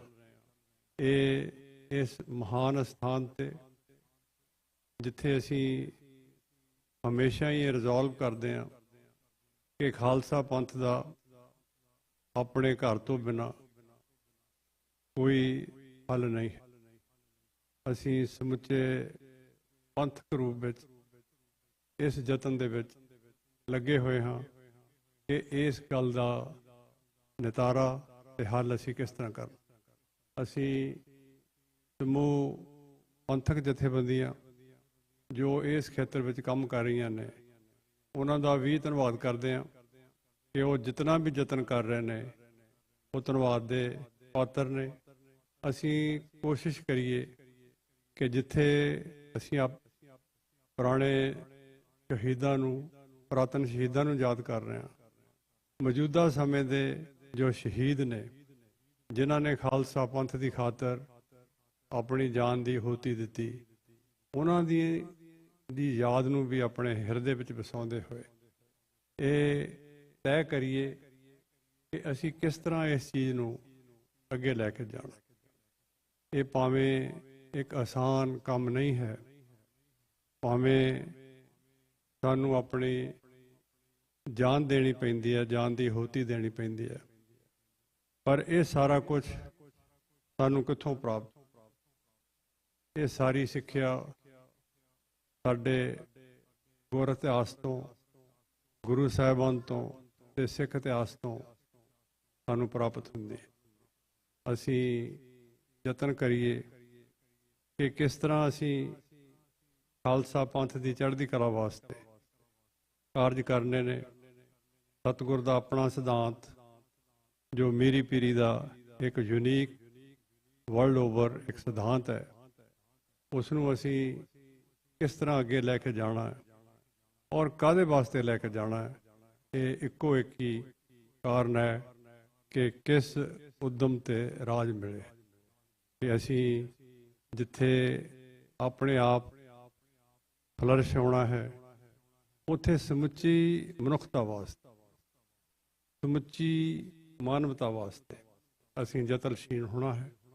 ਇਸ ਦਾ ਅਸੀਂ ਜੋ ਜਾਣਕਾਰੀ ਆ ਜਾਂ ਇਸ ਦਾ ਮਨਾਰਾ ਉਹ ਪਹਿਲਾਂ ਦੇ ਚੁੱਕੇ ਹਾਂ। ਬਾਬਾ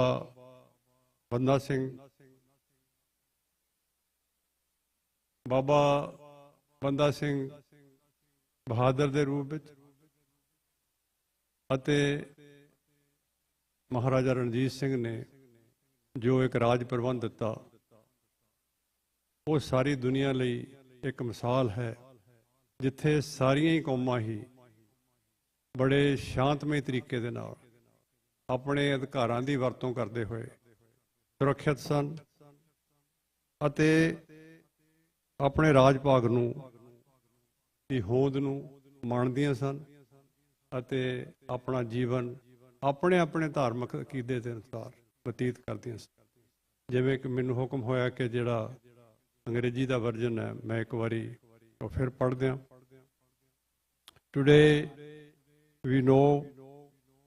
Today we honor Sikh impact in America and celebrate Sikh Americans' fierce fight for freedom here and abroad.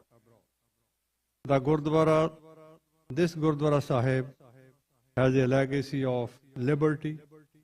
This Gurdwara and the 100-year-old printing press helped free India from the British rule, and today we cherish American freedoms that secure better education, health care, and safety for our children. But as Sikh Americans, we still face persistent threat. Our community has risen over a century, yet our leaders face dangers from the very nation we help liberate. As we honor Sikh contributions, let's stay focused on the battles still ahead.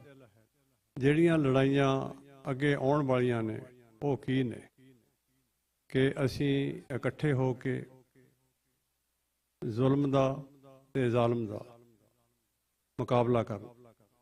ਉਹ ਮੁਕਾਬਲਾ ਕਰਦੇ ਹੋਏ ਅਸੀਂ ਖਾਲਸਾ ਪੰਥ ਦੀ ਚੜ੍ਹਦੀ ਕਲਾ ਵਾਸਤੇ, ਇੱਕ ਰਾਜ ਭਾਗ ਦੀ ਕਾਇਮੀ ਵਾਸਤੇ ਅਸੀਂ ਯਤਨ ਕਰਨ। ਮੈਂ ਇੱਥੇ ਇੱਕ ਗੱਲ ਹੋਰ ਕਹਿਣੀ ਜ਼ਰੂਰ ਸਮਝਾਂਗਾ ਕਿ ਜਦੋਂ ਤੋਂ 1986 ਦੇ ਵਿੱਚ ਅਕਾਲ ਤਖਤ ਸਾਹਿਬ ਤੋਂ ਖਾਲਿਸਤਾਨ ਦਾ ਐਲਾਨ ਹੋਇਆ ਹੈ, ਉਦੋਂ ਤੋਂ ਹੀ ਇਸ ਐਲਾਨਨਾਮੇ ਨੂੰ ਬਦਲਣ ਵਾਸਤੇ, ਇਹਦਾ ਨੈਰੇਟਿਵ ਚੇਂਜ ਕਰਨ ਵਾਸਤੇ ਅਤੇ ਸ਼ਬਦਾਂ ਨੂੰ ਚੇਂਜ ਕਰਨ ਵਾਸਤੇ ਬਹੁਤ ਯਤਨ ਹੋਏ ਨੇ। ਕਦੀ ਕੋਈ ਐਲਾਨਨਾਮਾ, ਕਦੀ ਕੋਈ ਐਲਾਨਨਾਮਾ। ਪਰ ਮੈਂ ਸਮੁੱਚੇ ਪੰਥ ਨੂੰ ਹੀ ਬੇਨਤੀ ਕਰਨਾ ਚਾਹੁੰਦਾ ਕਿ 29 ਅਪ੍ਰੈਲ 1986 ਨੂੰ ਹੋਇਆ ਐਲਾਨ ਇੱਕ ਪ੍ਰੋਸੀਜਰਲ ਐਲਾਨ ਹੈ, ਜਿਸ ਦੇ ਵਿੱਚ ਖਾਲਸਾ ਪੰਥ ਨੇ ਖਾਲਸਾਈ ਪਰੰਪਰਾਵਾਂ ਦੇ ਅਨੁਸਾਰ ਸ੍ਰੀ ਅਕਾਲ ਤਖਤ ਸਾਹਿਬ ਤੇ ਇਕੱਤਰ ਹੋ ਕੇ ਐਲਾਨ ਕੀਤਾ ਸੀ। ਔਰ ਇਸ ਨੂੰ ਬਦਲਣ ਦਾ ਹੁਣ ਸਾਡੇ ਕੋਲ ਅਧਿਕਾਰ ਨਹੀਂ ਹੈ। ਇਸ ਦੀ ਪ੍ਰਾਪਤੀ ਤੱਕ ਅਸੀਂ ਯਤਨ ਜਾਰੀ ਰੱਖਾਂਗੇ ਅਤੇ ਸਤਿਗੁਰ ਦੇ ਚਰਨਾਂ 'ਚ ਅਰਦਾਸ ਹੈ ਕਿ ਅਸੀਂ ਛੇਤੀ ਤੋਂ ਛੇਤੀ ਇਸ ਕਾਰਜ ਵਿੱਚ ਸਫਲ ਹੋਈਏ, ਕਾਮਯਾਬ ਹੋਈਏ। ਅਖੀਰ ਵਿੱਚ ਸਾਰੇ ਮੀਡੀਆ ਦਾ ਤਹਿ ਦਿਲ ਤੋਂ ਧੰਨਵਾਦ ਅਤੇ ਵਿਸ਼ੇਸ਼ ਤੌਰ 'ਤੇ ਇਸ ਅਸਥਾਨ ਦੀ ਗਦਰੀ ਬਾਬਿਆਂ ਦੇ ਮਹਾਨ ਅਸਥਾਨ ਦੀ ਪ੍ਰਬੰਧਕ ਕਮੇਟੀ ਦਾ, ਸੰਗਤਾਂ ਦਾ ਵੀ ਤਹਿ ਦਿਲ ਤੋਂ ਧੰਨਵਾਦ। ਕਿਸੇ ਵੀ ਭੁੱਲ ਚੁੱਕ ਲਈ ਖਿਮਾ। ਵਾਹਿਗੁਰੂ ਜੀ ਕਾ ਖਾਲਸਾ, ਵਾਹਿਗੁਰੂ ਜੀ ਕੀ ਫਤਿਹ।